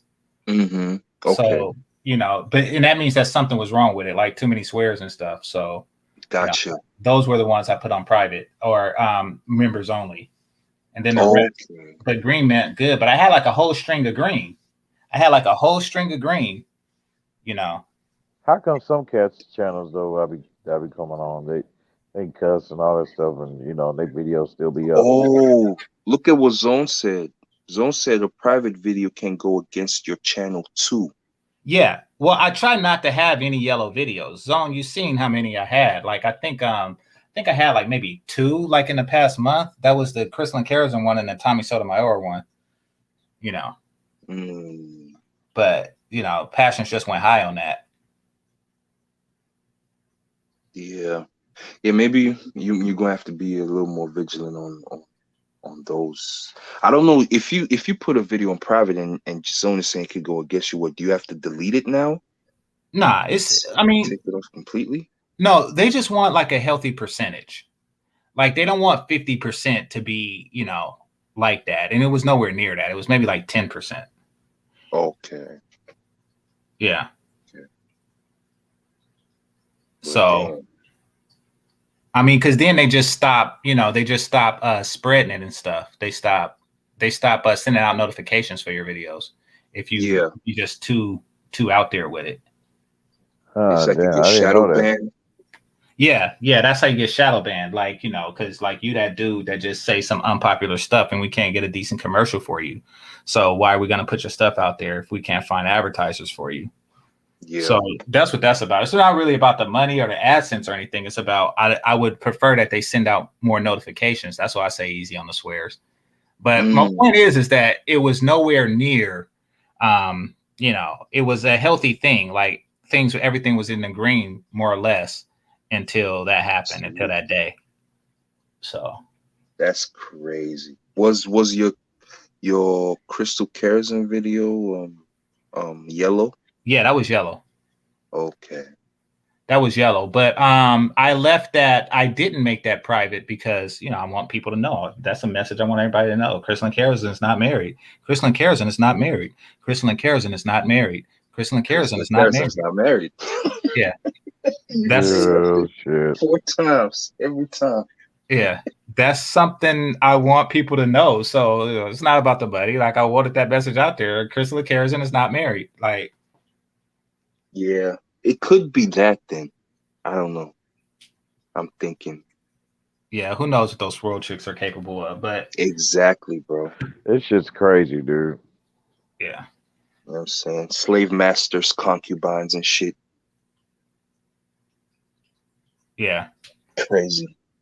Zone says, I think YouTube are hating on hate speech videos now more. I'm not like crap talking is not limited to me. This is something else. But new yoga is okay. Yeah. Yeah. Oh, I'm still Deacon Dave bewildered said off you that had a shit. large flock of angry birds in your chat the last few streams. Yeah. That's because Crystalline Carrison is not married.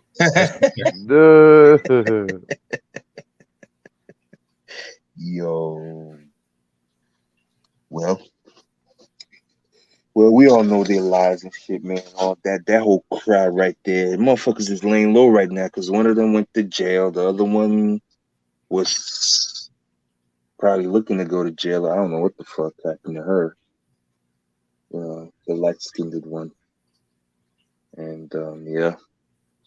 Them divestment chicks are taking an L right now, yo. Yeah, I mean, their whole movement is a L. Like all of their movement is just to try to create value, through scarcity. Yeah. They're just trying to go for it. Sorry, I just real quick, just want to say this. I mean, you can't imagine their whole movement got to be an L because the face of their movement is the bloody face of that chick that got mollywopped by her Chad bottom shelf Brad dude, the football player. Yeah. So that's the face of their movement. Well, I mean, now the face of a movement is a woman that didn't sustain the very relationships that she's trying to promote. Exactly. I think all that man is just to keep females as effed up as as they are. Well, it's to eliminate competition. Eliminate competition. Yeah. Fighting against improvement. Yeah. Exactly. All of the above. But yeah, I've been on this for too long. Y'all got any closing thoughts? Yeah, man, definitely thanks for having me up, and good to see you back and all that stuff. And I'm sure, like we already said, man, this is going to be the new channel, and it's going to be back up and running. And I guess we're going to have to be a little more vigilant on what he's going to put out there to prevent that. And maybe you need to make a third backup channel like right now, GC, just in case. You know what I'm saying? Yeah, that's what I was thinking earlier. That's what I was going to tell you earlier. Yeah. Yeah. Just have backup after backup. Yeah, this is a trip. Yeah, it is. It is. Whatever it is, man. Turning into Tommy. Yeah. But IGC, y'all take it easy, man. All right, all right, bro. All right, peace. Peace. All right, Chaos, what's on your mind? Nothing much. I think they will get back your channel eventually. Because there's no reason, I don't know why they would take it out in the first place. To be fair, honest. So. Yeah. All right. Yeah. So I just gotta do some reading. Do some reading, research, figure out what's going on. Marco had several channels shut down and they're back up. So it's just like that sometimes. Ray, final thoughts? Yeah, just saying the other brothers saying like, yeah, I don't understand, bro, like why they did it, because like I said, I'm still bewildered, man, off of the fact that they got new yoga, and all that, and they're taking motherfuckers' channels down, so yeah, but I don't get it, man. Yeah, me either. All right. Yeah, Well, it's like I'm annoyed for you. So yeah, it is frustrating. I mean, anything that you put, so much time and effort into that's just gone at the whim of somebody. Like I see if I had like warnings, but like nope. So yeah, right. So, yeah. but appreciate you, bro, for having me on, man. You know, what I mean, it's good hopping on here with you again. So I appreciate it. Okay. Well, yeah, I appreciate y'all. All right. Well, with that, I want to thank the Cash Apps and Super Chats, managers and moderators, those who are listening silently, and those who participate in the chat. Make sure you hit that like button on your way out. And remember, this is Game Changer 00100. Game over. Peace. Oh, and by the way, hit the share button, all that good stuff, because I'm trying to rebuild this one. All right. Peace.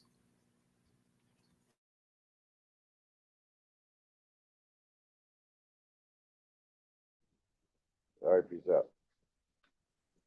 He is up the stream. He's ending the stream without stopping it.